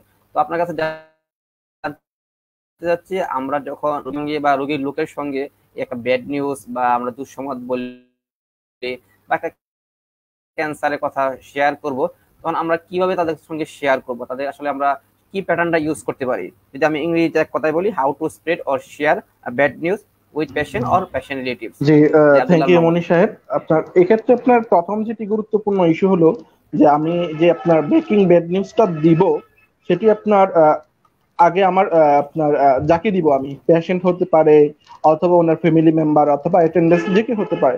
প্রথম আপনার বিষয়টি হলো যে আসলে উনি মানে আপনার শুনতে আগ্রহী কিনা, আপনার এটা আমার আইডেন্টিফাই করতে হবে। এখন কেউ যদি আপনার আপনার একটি দুঃসংবাদ শুনতে আগ্রহী না হয়, তাহলে আমি জোর করে কোনো দুঃসংবাদ চাপিয়ে দিতে পারি না। এক্ষেত্রে আপনার আপনাকে আপনার জিজ্ঞেস করতে হবে, মনে করেন যে আমি এখনো পিডিতে আছি অথবা আপনার ইনডোরে আছি। এখন যদি আমি ফার্স্ট টাইম ওনাকে ক্যান্সার অথবা ওনার আপনার অ্যাডভান্স স্টেজ সম্পর্কে আমি ওনাকে ইনফর্ম করব, তখন আমি ওনাকে জিজ্ঞেস করতে পারবো যে আপনি কি আজকে শোনার জন্য প্রস্তুত কিনা, অথবা যখন আপনি এই কথাটি শুনবেন আপনার পরিবারের সদস্যদেরকে রাখতে চান কিনা, বা পরিবারের সদস্যদেরকে আমরা জিজ্ঞেস করতে পারি যে আপনার প্রিয় মানুষটিকে আপনি এই খারাপ দুঃসংবাদটি আপনি শোনাবেন কিনা। তখন আপনার অনেকেই আপনার পরিবারের সদস্যরা বলেন না, এটা যদি আমার বাবা অথবা আমার প্রিয় মানুষটি শুনে তাহলে উনি নিতে পারবেন না, অনেক বেশি খারাপ হয়ে যাবেন। আবার সেম কন্ডিশন পেশেন্টের ক্ষেত্রেও, পেশেন্ট অনেক সময় বলে যে আমার আপনার স্ত্রী আমার সন্তানকে আপনারা এই বিষয়গুলো ইনফর্ম করবেন না, তাহলে তারা অনেক বেশি কষ্ট পাবে। এই যে আপনার একটা দ্বন্দ্ব হয়, এই দ্বন্দ্বটাও আপনার আইডেন্টিফাই করতে হবে, এবং এটা আপনার যেভাবে আপনার সহজ সমাধান আপনার পেশেন্ট এবং তার পরিবারের মধ্যে যে আপনার কলিউশন যে সৃষ্টি হচ্ছে, এটা আমাদের ভেঙে দিতে হবে। আরেকটি হলো যে আপনার অনেক সময় আপনার ধরেন মানে আমাদের যদি একটা প্র্যাকটিক্যাল আপনার কথা বলি, হঠাৎ করে একদিন আমাদের কোনো একজন সহকর্মী একটা পেশেন্টকে বললেন যে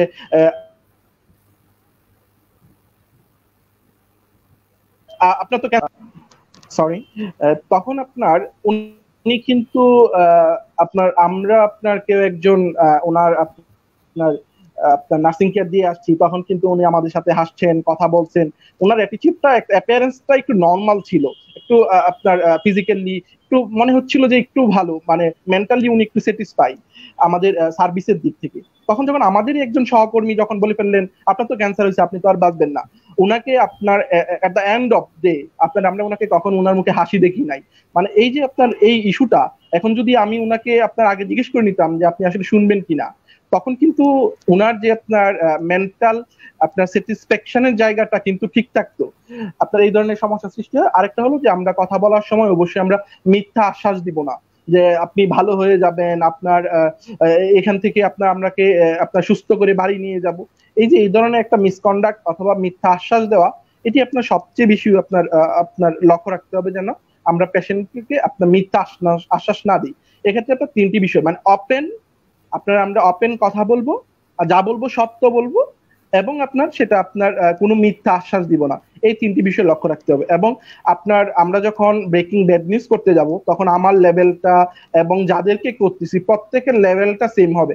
ধরেন আমি একটা আপনার ভিআইপি চেয়ারে বসলাম, বা ওনারা আপনার নর্মাল চেয়ার দিলাম, অথবা আপনার পরিবেশটা আপনার একটা কোলাহল আপনার ধরেন হইচই যুক্ত, তখন কিন্তু আপনার যে আপনার ব্যাড নিউজের যে আপনার প্রকৃত অর্থটা, এটি কিন্তু আইডেন্টিফাই করা বা পেশেন্টকে জানানোটা কঠিন হয়ে যাবে।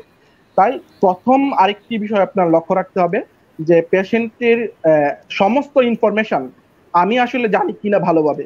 আমি যে আপনার ব্রেকিং ব্যাড নিউজটা দিব, পেশেন্ট যদি আমাকে আপনার কোয়েশ্চেন করে আমি কি আপনার এই উত্তরগুলো দিতে পারবো কিনা, তাহলে আমাকে আগে প্রথম পেশেন্টের আপনার সমস্ত ফাইল আমাকে আপনার আইডেন্টিফাই করতে হবে, আমাকে ঘাটতে হবে এবং দেখতে হবে কোথায় কোথায় ওনারা আপনার কোয়েশ্চেন করতে পারে। বিশেষ করে আপনার ব্রেকিং ব্যাড নিউজের সময় আপনার ধরেন দুটো আপনার কোয়েশ্চেন গুরুত্বপূর্ণ, যে আপনার আমার মা অথবা আমার প্রিয় মানুষটি তো এখন খেতে পাচ্ছে না, আপনারা স্যালাইন দিচ্ছেন না, তাহলে এটার কি হবে। আপনাদের এটা হলো যে আপনার আসলে এই মুহূর্তে ওনার যে কন্ডিশন, খাবারটা আসলে কতটুকু যৌক্তিক, বা আপনার নিউট্রিশনাল সাপোর্টটা ওনাকে আপনার পুষের ক্ষেত্রে আপনার কতটুকু ইফেক্টিভ আছে, এটা আমাদেরকে পেশেন্টদেরকে এবং তার আপনার ফ্যামিলি মেম্বারদেরকে বুঝাইতে হবে। তারপরে হইলো যে আমরা তো আপনার দীর্ঘদিন ধরে অক্সিজেন আপনার দিয়ে আসছি, বিশেষ করে ব্রঙ্কোজেনিক কার্সিনোমা পেশেন্টের ক্ষেত্রে আপনাদের কন্টিনিউয়াস অক্সিজেন পাইতো। এখন আমরা আসলে যদি আইডেন্টিফাই করে দেখি সিচুয়েশন, আপনার অক্সিজেন দিলেও আপনার যে অবস্থায় আছে বা আপনার অক্সিজেন ছাড়াও সেম কন্ডিশন, তখন আমরা এই অক্সিজেন উইথড্র আপনার করতে পারি। তারপরে আপনার আরেকটি ইস্যু থাকে যে আপনার ব্রেকিং ব্যাড নিউজের ক্ষেত্রে, যে আপনার ধরেন এখন আপনি ফাইনাল আপনি সংবাদটা দিবেন, তখন আপনার অনেক সময় আপনার পরিবারের আপনার হঠাৎ করে একজন নতুন সদস্য চলে আসলো, নতুন সদস্য চলে এসে বলবে যে না না আমার বাবার তো অথবা আমার প্রিয় মানুষটি এই ধরনের কোনো কিছু হয় নাই, আপনারা ভুল করতেছেন, আপনারা আবার চেক করেন। মানে এই বিষয়গুলো আমাদের আপনার আপনার একদম মানে ইজিলি নিতে হবে। আর আপনার আরেকটি বিষয় আপনার লক্ষ্য রাখতে হবে যে পেশেন্ট এবং তার পরিবারের সদস্যরা যদি কান্না করে, তাহলে আপনার এই ক্ষেত্রে সান্ত্বনা দেওয়ার ক্ষেত্রে বলা যাবে না যে পরিবেশ নষ্ট হয়ে যাচ্ছে, আপনি কান্না করবেন না, এখানে অন্য রোগীরা আছে। কিন্তু আমরা তাদেরকে একটা সময় দিব যে আপনার তাদের কাছে থাকবো, আমরা কাছাকাছি থাকবো, এবং তাদেরকে আমরা পেশেন্ট এবং পরিবারের সদস্যদেরকে আমরা আমাদের মমতাময়ের পরশ বুলিয়ে দিব, যাতে তারা বুঝতে পারে যে আমরা অন্তত তাদের আপনার প্রিয় মানুষটির অন্তিম সময় পর্যন্ত এবং পরবর্তী সময় পর্যন্ত আমরা একদম তাদের পাশে আছি। মানে আমাদের যখন এই ফিলিংসটা আমরা বুঝাইতে পারবো, তখন কিন্তু তারা আলটিমেটলি আপনার দেখবেন কান্নাটা বন্ধ করে দিচ্ছে, ইজিলি ভাবে মেনে নিচ্ছে। আমার মনে হয় জি, thank you sir. Thank you Abdullah Mamun, আপনি কানেক্টেড থাকুন, আপনার সঙ্গে আমি আবার কথা বলবো। আপনি অত্যন্ত গুরুত্বপূর্ণ কিছু ইস্যু নিয়ে আমাদের সঙ্গে কথা বলেছেন। জি রোশন আরা ম্যাডাম শুনতে পাচ্ছেন নিশ্চয়ই? জি শুনতে পাচ্ছি। যে এতক্ষণ আমরা আব্দুল্লাহ মামুন সাহেব আমাদের সঙ্গে শেয়ার করেছিলেন যে কিভাবে আমরা নিউজ বা ব্যাড নিউজ পেশেন্টদের সাথে শেয়ার করবো, রোগীর লোকের সঙ্গে শেয়ার করবো প্যাটার্ন সম্পর্কে। এখন আপনার কাছে আমি জানতে চাচ্ছি, বাংলাদেশের প্রেক্ষাপটে প্যালিয়েটিভ কেয়ার নার্সিং কতটুকু প্রয়োজন বা কেন প্রয়োজন, এবং একই সঙ্গে সেই প্রয়োজনটুকু বা আমরা যদি প্র্যাকটিস করতে যাই তাহলে কি কি চ্যালেঞ্জ রয়েছে আমাদের প্যালিয়েটিভ কেয়ার নার্সিং নিয়ে, এবং বাংলাদেশের নার্সদের জন্য প্যালিয়েটিভ কেয়ার প্র্যাকটিস করার ক্ষেত্রে স্কোপ কতটুকু, বা আমাদের নার্সদের জন্য কি কি স্কোপ রয়েছে as a palliative care nurse. যে রোশন আলমরা। হ্যাঁ, ধন্যবাদ আপনাকে। আমরা আসলে একই কথা বারবার বলে আসতেছি যে জীবন সন্ধিখানে যারা আছেন, মানে জীবন সীমিতকারী রোগে যারা আক্রান্ত আছেন, তাদের জন্য আসলে প্যালিয়েটিভ কেয়ার দরকার। এবং আমরা সবাই অবগত আছি যে এখন সারা বিশ্বেই ক্যান্সার আক্রান্ত রোগীর সংখ্যা দিনে দিনে বেড়ে যাচ্ছে। আমাদের দেশের কথাই যদি ধরি, আমাদের একটা গবেষণায় দেখা গেল যে আমাদের দেশে 6 লক্ষ মানুষ ক্যান্সারে ভুগছেন এবং প্রতি বছর প্রায় 2 লক্ষ মানুষ আরো নতুন করে আক্রান্ত হচ্ছেন। এবং আমাদের দেশে যে ক্যান্সারের চিকিৎসা ব্যবস্থা অথবা রোগ নির্ণয়ের ব্যবস্থা, দেখা যাচ্ছে বেশিরভাগ মানুষই অথবা বেশিরভাগ রোগী ধরা পড়ছেন তার শেষ সময়ে, একদম ইনকিউরেবল স্টেজে।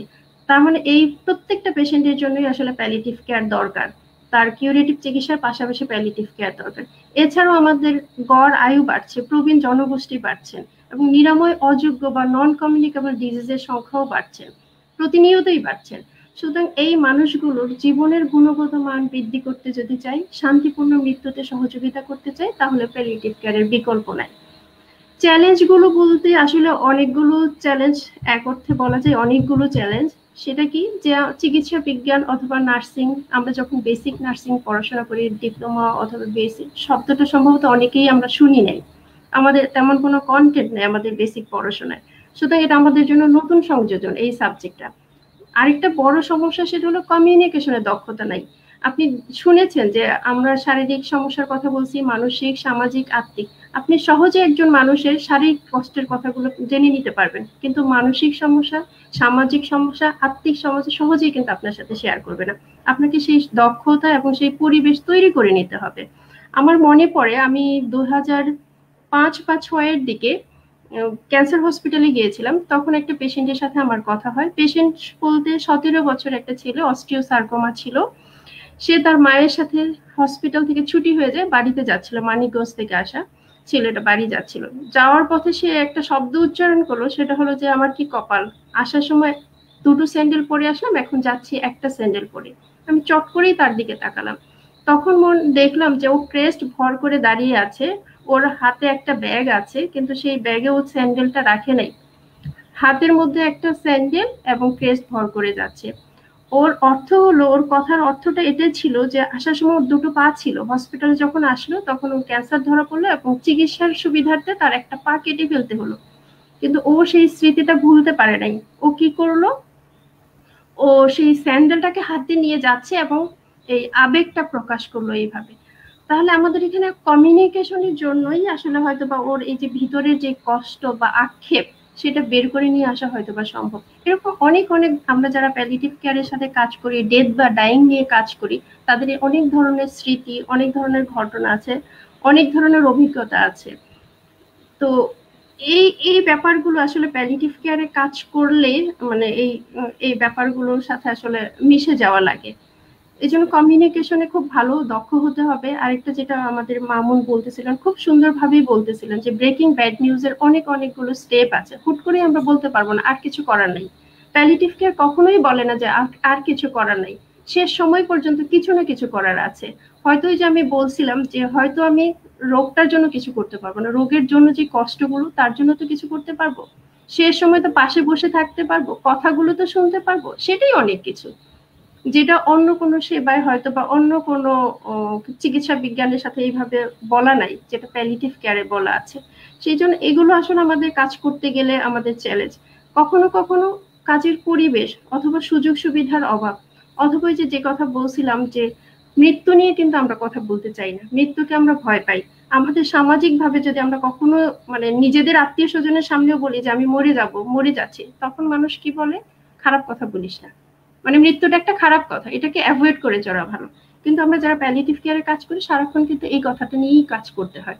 সুতরাং আমার মানসিকতা, আমার আগ্রহ, আমার মানে পুরো ব্যাপারটা আসলে এই মৃত্যু এবং মৃত্যু পথযাত্রী মানুষদের সাথেই কাজ করতে হয়। মৃত্যুকে আমরা আসলে ফেইলিওর, যারা প্যালিয়েটিভ কেয়ারে কাজ করি তারা ফেইলিওর হিসেবে দেখি না, শান্তিপূর্ণ মৃত্যুটাকে আমরা সাকসেস হিসেবে দেখি। সুতরাং যারা এখানে কাজ করেন তাদের এটা মানে থাকতে হবে, এই ব্যাপারটা বুঝতে হবে। মৃত্যুকে ভয় পেলে বা মৃত্যু নিয়ে কথা বলতে ভয় পেলে চলবে না।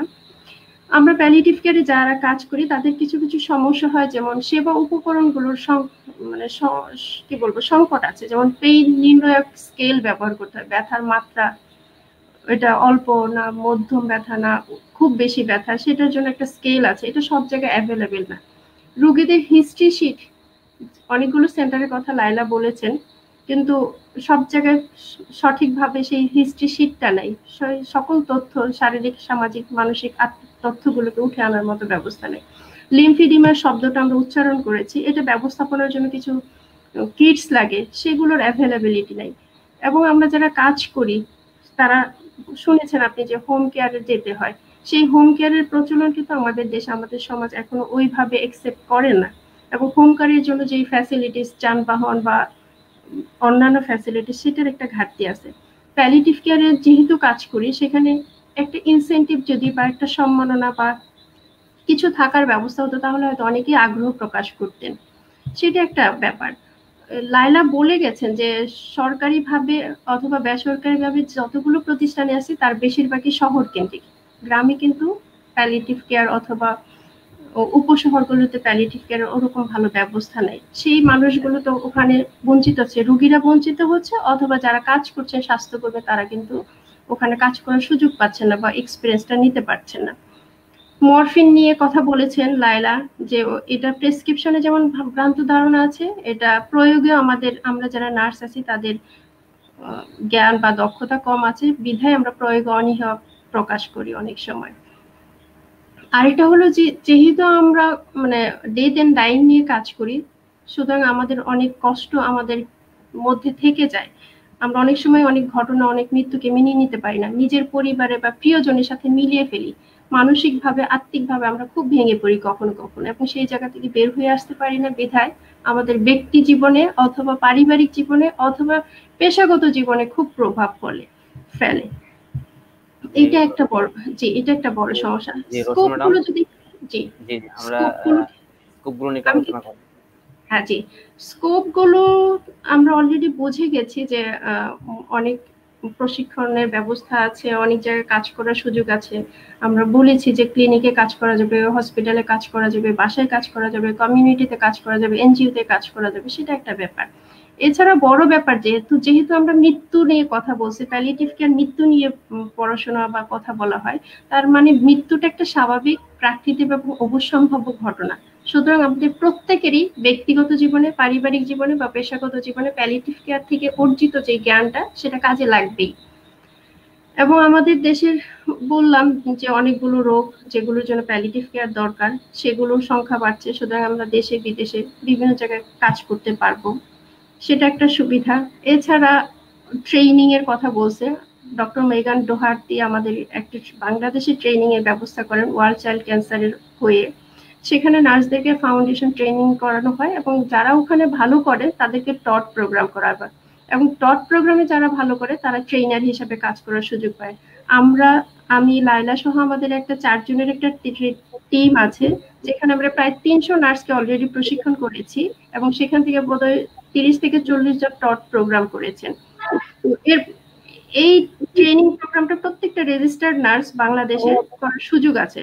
সুতরাং যারা এখানে অংশগ্রহণ করবেন এবং ভালো পারফরমেন্স করবে এবং আগ্রহ থাকবে, তারা এখানে ট্রেনার হিসাবে বাংলাদেশে কাজ করতে পারবেন। এছাড়াও দেশের বাইরে এটার উপরে বিশেষ ডিগ্রি, মাস্টার্স, পিএইচডি করারও সুযোগ আছে।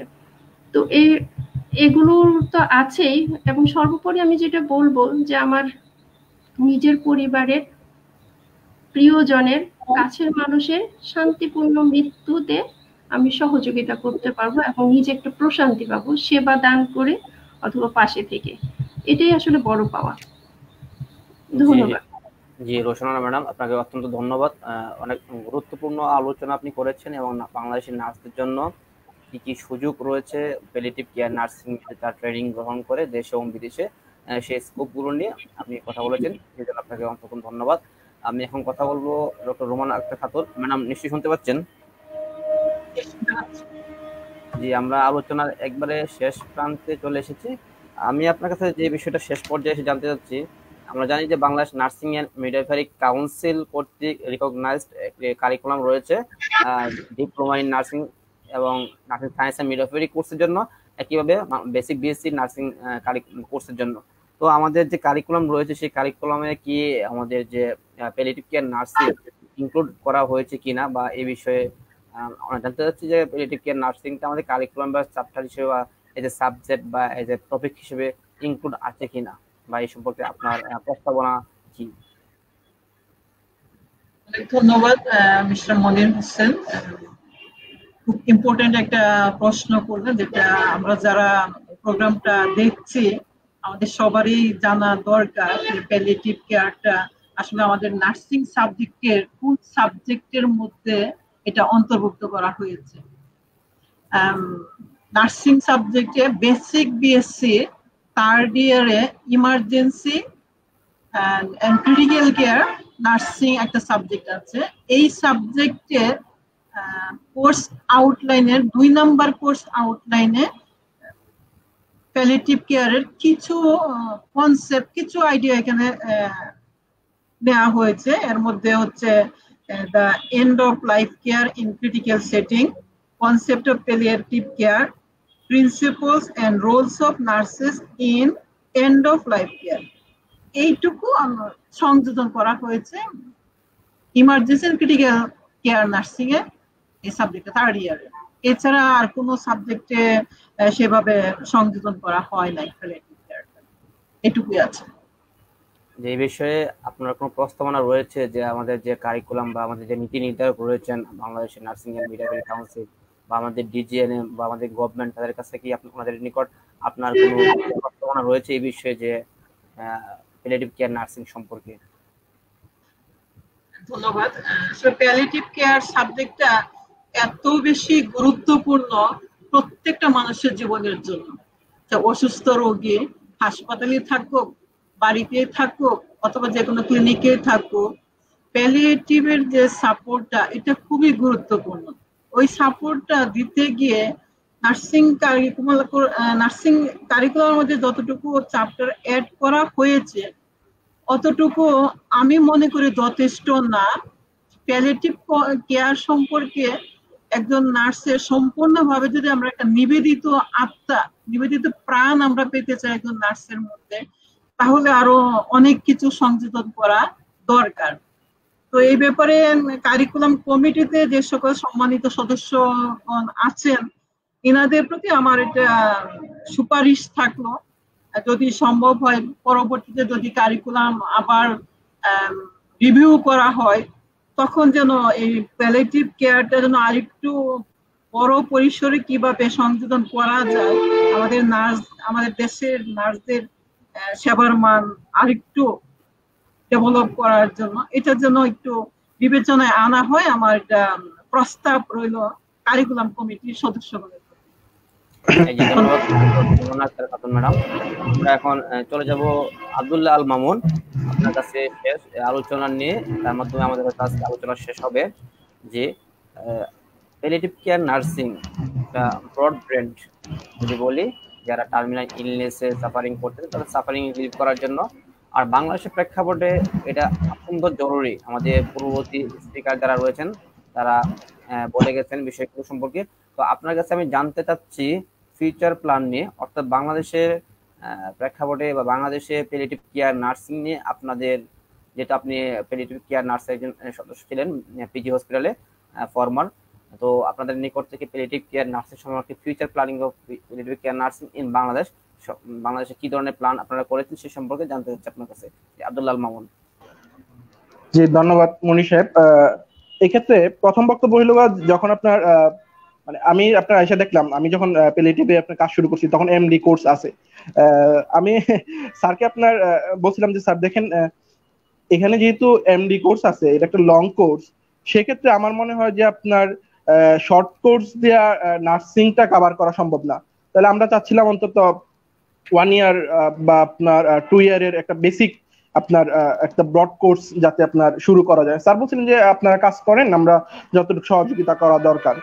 আর দ্বিতীয় কথা হইলো যে আপনার আমরা ডিজিএনএম এর মাধ্যমে আমরা একটি আপনার অতি শীঘ্রই আমরা একটি প্রস্তাবনা ম্যাডামদের, আপনার বিজ্ঞ আলোচক এবং প্যালিয়েটিভকে নিয়ে যারা কাজ করেন তাদের সাথে আমরা কথা বলে অলরেডি আপনার কথা হচ্ছে যে আমরা ডিজিএনএম এ যদি আপনার একটা ইন্ট্রোডাক্টরি কোর্সের জন্য আপনার আমরা একটা প্রস্তাবনা পাঠাইতে পারি, যেন আপনার প্রতিটা নার্সেই আপনার গভর্নমেন্ট প্রাইভেট হোক যেখান থেকেই থাক, যেন আপনার একটু শুরুটা জানতে পারে যে আসলে প্যালিয়েটিভ কেয়ারটা কি, এটার সাথে যেন পরিচিত হতে পারে। বিশেষ করে আপনার বাংলাদেশের প্রেক্ষাপটে কিন্তু এখনো আপনার স্পেশালাইজড নার্সিং কোর্সের মধ্যে সম্ভবত আপনার কার্ডিওলজি, আপনার রেনাল, শিশু, এই 3টা কোর্স আছে। তাহলে আমরা চাচ্ছি যে আপনার ওই রকম যে আপনার 1 ইয়ার কোর্স চালু করতে, আর আপনার একটি ইনস্টিটিউট অফ প্যালিয়েটিভ নার্সিং, এটি আমাদের আপনার একটি বড় স্বপ্ন যে আমরা একদিন বাংলাদেশে দেখবো একটি ইনস্টিটিউট অফ প্যালিয়েটিভ নার্সিং আছে। এখনো বাংলাদেশে যেটি নাই সেটি হলো আপনার হসপিস সেন্টার। আমরা চাই অন্তত নার্সদের দ্বারা আপনার বিশেষ করে ইংল্যান্ডে আপনার ডেমসি সন্ডার্স আপনার উনি আপনার একটি হসপিস সেন্টার করেছেন সেন্ট ক্রিস্টোফার।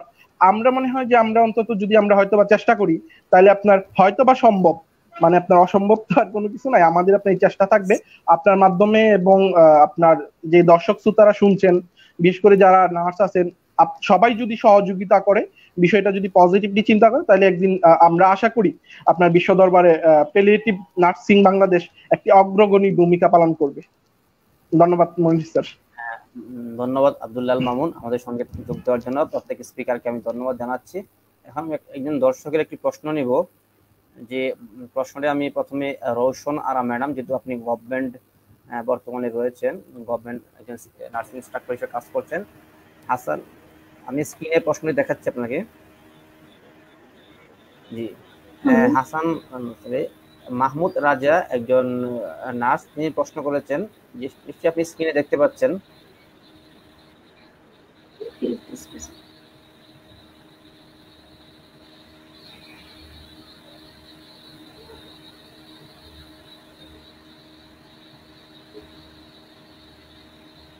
যে তিনি মূলত জানতে চেয়েছেন গভর্নমেন্ট হসপিটালে প্যালিয়েটিভ কেয়ার চালু আছে কিনা, অথবা আমাদের ডিজিএইচএস থেকে কোনো প্রস্তাবনা বা চালু করার কি কোনো প্ল্যান বা এই সম্পর্কে জানতে চেয়েছেন।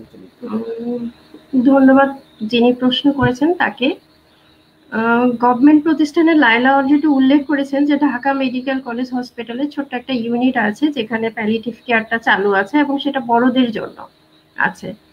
আর এছাড়া ক্যান্সার, জাতীয় ক্যান্সার গবেষণা প্রতিষ্ঠানেও প্যালিয়েটিভ কেয়ার ইউনিট আছে, সেখানেও ডে কেয়ার সেন্টার হিসাবে কাজ করছে। ইনডোর বোধহয় আলাদা করে কোনো বেড নাই, এ দুটো আমার জানা আছে। এবং আমরা শহীদ সরওয়ার্দী হসপিটালের অনকোলজি একটা ইউনিট আছে, আমরা সেখানে অলরেডি উদ্যোগ নিয়েছিলাম যে ওখানে শুরু করব। প্রস্তাবনা দেওয়া হয়েছিল, যে আমি বলেছি যে আমরা 2006 সালে বিসিসিপিএন এবং বিসিসিপিএম করেছিলাম আইপিএম থেকে। সেখানকার একজন স্যার ক্যান্সার ডিপার্টমেন্টের হেড ছিলেন সরোয়ার্দী হসপিটালে, সেই জন্য আমরা ওখানে অলরেডি প্রস্তাবনা করেছি, ডিপার্টমেন্টে কথা বলেছি যেন ওখানে করা হয় আর কি। তো ওখানে উদ্যোগ নেওয়া হয়েছে কিন্তু এখনো বাস্তবায়ন হয় নাই। তো আমার জানা মতে এই 3টা জায়গায় বোধহয় এখন আছে সরকারি জায়গায়। আর এছাড়া প্যালিয়েটিভ কেয়ার নিয়ে আরো ছোট ছোট কিছু ট্রেনিং হয়, যেমন অনকোলজি ট্রেনিংটা যখন হয় তখন প্যালিয়েটিভ কেয়ার একটা চ্যাপ্টার আছে, তখন পড়ানো হয়। সেখানে স্পেশালাইজ ট্রেনিং করেন এবং রেজিস্টার্ড নার্সরা করেন, তারা সেটা সুযোগ পান। পেডিয়াট্রিক নার্সিং এর উপরে 1 মাসের একটা ট্রেনিং আছে, বাচ্চাদের উপরে palliative care, pain management, pain assessment, সেখানেও একটা চ্যাপ্টার আছে প্যালিয়েটিভ কেয়ার নিয়ে। সেখানে আমি ট্রেনার হিসেবে একবার ছিলাম, সেই জন্য আমি দেখার সুযোগ পেয়েছি, কিন্তু আমি অফিসিয়ালি জানতাম না। যখন ট্রেনার ছিলাম তখন আমি দেখলাম যে ওখানে প্যালিয়েটিভ কেয়ারের একটা চ্যাপ্টার আছে পেডিয়াট্রিক কোর্সে। তো তার মানে শুরু হচ্ছে, এই আন্দোলনটা শুরু হচ্ছে, এটা আমাদের জন্য সুখবর। যে আমরা যখন শুরু করেছি 2004-05 তখন তো শব্দটা উচ্চারণ করতে পারতাম না, প্যালিয়েটিভ কেয়ারটা অনেকেই বিভিন্ন ভাবে উচ্চারণ করতাম। এখন এটা আমাদের টেক্সট বইতে আছে, ম্যাডাম বললেন যে বেসিক বিএসসি 3rd ইয়ারে emergency and critical care nursing সাবজেক্টে একটা কন্টেন্ট অন্তত আছে যেখানে palliative care, and of life care, euthanasia এই শব্দগুলো আছে। তার মানে ছেলেমেয়েরা পরিচিত হচ্ছে। এবং যে বেসিক ট্রেনিং, যেটা স্পেশালাইজ ট্রেনিং আছে অনকোলজি এবং পেডিয়াট্রিক, সেখানে আছে এই ব্যাপারগুলো। আমার অন্য কোনো ট্রেনিং এ ম্যানুয়াল দেখার সুযোগ হয়নি, সেজন্য আমি জানি না। তো আমাদের আসলে যে মামুন যে কথাগুলো বললেন যে আমাদের আসলে স্বপ্ন অনেক বড়, আমরা একদম শেষ চূড়ায় পৌঁছাইতে চাই, আমরা হসপিস দেখতে চাই, আমরা প্যালিয়েটিভ কেয়ার নার্সিং এর একটা ইনস্টিটিউশন থাকবে যেখানে নার্সরা হ্যান্ডেল করবেন এবং হায়ার ডিগ্রি নেবেন। এই কাজগুলো করার জন্য আসলে আমাদের এখন সময় হয়েছে একত্রিত হওয়ার জন্য। আমরা আসলে যারা বিএসএমএমইউ তে কাজ করেছিলাম অথবা বিভিন্ন জায়গায় প্যালিয়েটিভ কেয়ারের সাথে সম্পৃক্ত বা যাদের আগ্রহ আছে, তারা মিলে একটা অ্যাসোসিয়েশন শুরু করেছিলাম। মামুন ভালো বলতে পারবে এই ব্যাপারটায়। সেই অ্যাসোসিয়েশনের অনেকগুলো পরিকল্পনা ছিল, কিন্তু আপাতত করোনার কারণে এটা একটু স্থগিত আছে। আশা করি করোনাটা শেষ হলে আমরা এটা নিয়ে আবার পুরোদমে কাজ করব, তখন হয়তো অ্যাওয়ারনেসটা নার্সদের মধ্যে অন্তত বাড়বে আশা করি। তো জি রোশনা ম্যাডাম, থ্যাংক ইউ আপনার আলোচনার জন্য। আমরা হয়তো আলোচনা শেষ পর্যায়ে চলে এসেছি। আপনি যদি আজকে এই অনুষ্ঠানের মাধ্যমে আমাদের যারা দর্শক শ্রোতা রয়েছেন, আমাদের যারা নার্সিং ফলোয়ার রয়েছেন বা নার্সিং স্টুডেন্ট রয়েছেন, একই সঙ্গে যারা দর্শক নন নার্স রয়েছেন, সবার উদ্দেশ্যে যদি আপনি কিছু বলতে চান তাহলে সংক্ষিপ্ত সময়ে একটু বলবেন। পাশাপাশি কোভিড নিয়ে যদি আমাদের দর্শক শ্রোতাদের কোনো উপদেশ দেওয়ার থাকে তাহলে বলতে পারেন, আমাদের জন্য শেষ অল্প একটু সময় বলবেন। ধন্যবাদ আবারও সুযোগ করে দেওয়ার জন্য। আমি সকলের উদ্দেশ্যে এটাই বলতে চাই, প্যালিয়েটিভ কেয়ার শুরু করার জন্য আসলে খুব প্রাতিষ্ঠানিক জ্ঞান বা দক্ষতার দরকার হয় না, ইচ্ছা এবং আগ্রহটাই সবচেয়ে বড়। এবং একা সম্ভব না প্যালিয়েটিভ কেয়ার দেওয়ার জন্য, একটা দল দরকার যেখানে ডাক্তার থাকবে, নার্স থাকবে, সোশ্যাল ওয়ার্কার থাকবে, সমাজের প্রতিনিধিরা থাকবেন, ভলান্টিয়াররা থাকবেন, অথবা থেরাপিস্টরা থাকবেন, নিউট্রিশনিস্ট থাকবেন। এই ধরনের একটা গ্রুপ দরকার।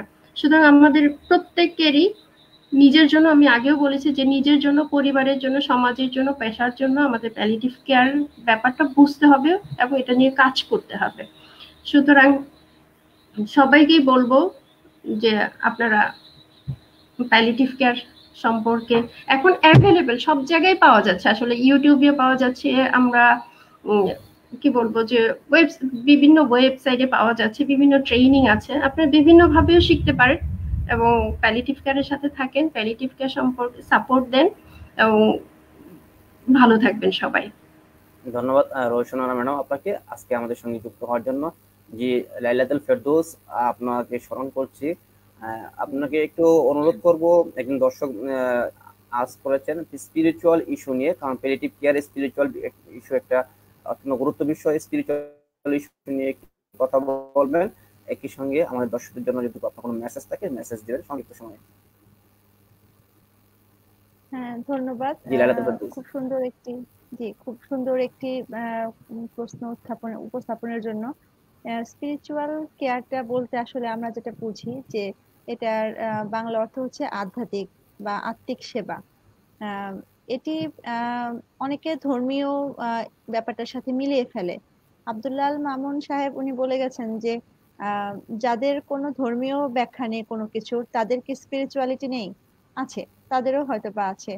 স্পিরিচুয়ালিটি মানে হচ্ছে আমার নিজের জীবনের কোনো অর্থ খোঁজা বা কোনো মানে খোঁজা, আমার নিজের অস্তিত্ব বোঝার চেষ্টা করা। যেমন আমরা যদি একটু খেয়াল করি যে একটা ফুল আমার কেন ভালো লাগে, কিংবা অনেকগুলো রঙের মধ্যে একটা রং কেন আমার ভালো লাগে, এটার নির্দিষ্ট কিছু ব্যাখ্যা কিংবা নির্দিষ্ট কোনো আঙ্গিকে কিন্তু আসলে বোঝানো ঠিক যায় না, কিন্তু কোনো কিছুর মিনিং খোঁজা আসলে জীবনে। আহ, এটা রোগীদের ক্ষেত্রে আমরা যেভাবে বলতে পারি যে উনি জীবনটাকে কিভাবে দেখছে। অনেক রোগী হয়তো বা বলে থাকেন জীবনের শেষ পর্যায়ে এসে যে আমার জীবনে আমি কি করলাম, আমার জীবনে কি তবে শুধুই পুরাটাই ভুল ছিল, কিংবা আমি কি আমার কোনো পাপের কোনো শাস্তি পাচ্ছি। উনি যখন আহ, এই ধরনের কষ্টে ভুগবেন, উনি একটা আত্মার সাথে উনার একটা সংযোগ উনি বোঝার চেষ্টা করবেন কিংবা জীবনের মানে খোঁজার চেষ্টা করবেন। তখন আসলে আমরা আধ্যাত্মিক কষ্টের দিকে আমরা বুঝতে পারি যে হ্যাঁ উনি আধ্যাত্মিক ভাবে কোনো কষ্ট পাচ্ছেন। তখন আমরা ওনাকে ওইভাবে আমরা টেক কেয়ার করতে পারি প্যালিয়েটিভ কেয়ার নার্সিং এর আওতায় গিয়ে। যে যদি কোনো ব্যক্তি ধর্মীয় দৃষ্টিকোণে খুব বেশি বিশ্বাসী থাকেন, তাকে আমরা ধর্মীয় বিষয়গুলো দিয়ে বোঝাতে পারি। যদি কোনো ব্যক্তি ধর্মীয় বিষয়গুলোর প্রতি তেমন আকৃষ্ট না থাকেন, তবে যেটাতে উনি স্বাচ্ছন্দ্য বোধ করেন সেইভাবে আমরা ওনাকে বোঝাতে পারি। আসলে মূল কথা হচ্ছে যে এই পুরা প্রক্রিয়াটির মধ্যে আহ, যিনি বক্তা, যিনি রোগী, তার কথাটি খুব মনোযোগ দিয়ে আসলে শোনা। আহ, যদি এটা আমরা শুনতে পারি তাহলে এই বিষয়গুলো আসলে খুব সহজ হয়ে যায়। আহ, পুরা প্যালিয়েটিভ কেয়ার নার্সিং এর মধ্যে আমার কাছে মনে হয় যে এটি আসলে আমাদের প্যালিয়েটিভ কেয়ার নার্সিং আসলে আমার মনে হয় আমাদের পুরা নার্সদেরই একটা মূল নীতি, একটা প্রিন্সিপাল, যে আমরা কিন্তু এরকম রোগীদের প্রতি আমাদের যে একটা আমরা খুব নার্সিং কেয়ারটা দেওয়ার সময় খুব সুন্দর করে নার্সিং কেয়ার দিই, কিংবা এই যে রোগীদের কথা শোনা, এগুলো কিন্তু নার্সিং এরও প্রিন্সিপাল। সুতরাং আমার মনে হয় যে এই বিষয়গুলো যদি আমরা একটু খেয়াল করি, আমার মনে হয় রোগীদের কথা যদি আজকে থেকে আমরা সবাই একটু মনোযোগ দিয়ে শোনার চেষ্টা করি, শুধু ক্যান্সার রোগী না, আহ যে কোনো রোগী, আমরা যে কোনো জায়গায় কাজ করছি, যে কোনো সেটিং এ আমরা চেষ্টা করব যে একজন নার্স হিসেবে রোগীর কথাগুলো মনোযোগ দিয়ে শোনার জন্য। তাহলেই ওনার একটা ভালো কেয়ার দেওয়া সম্ভব, কোয়ালিটি কেয়ার দেওয়া সম্ভব। ধন্যবাদ। ধন্যবাদ লাইলাতুল ফেরদৌস আপনাকে অত্যন্ত সুন্দর আলোচনা করার জন্য, আজকের এই অনুষ্ঠানে যোগ দেওয়ার জন্য সকল স্পিকারকে। এখন আমরা চলে যাবো রোমান আক্তার ম্যাডাম। জি ম্যাডাম, শুনতে পাচ্ছেন নিশ্চয়ই? যে আজকে অনুষ্ঠানের মাধ্যমে যদি আমাদের যারা নার্সিং ফলোয়ার রয়েছেন এবং আমাদের নার্সিং স্টুডেন্ট রয়েছেন, তারা অনেকে শিক্ষা প্রতিষ্ঠান থেকে দূরে সরে রয়েছেন, পড়াশোনা ঠিকভাবে করতে পারছেন না, কোভিডের কারণে তারা লকডাউনে বন্ধ দিয়েছেন, স্কুল কলেজ বন্ধ রয়েছে। তাদের উদ্দেশ্যে যদি আপনার কোনো মেসেজ থাকে অল্প সময়ে বলবেন। আমরা অনুষ্ঠান প্রায় শেষ পর্যায়ে চলে এসেছি। ধন্যবাদ মনির।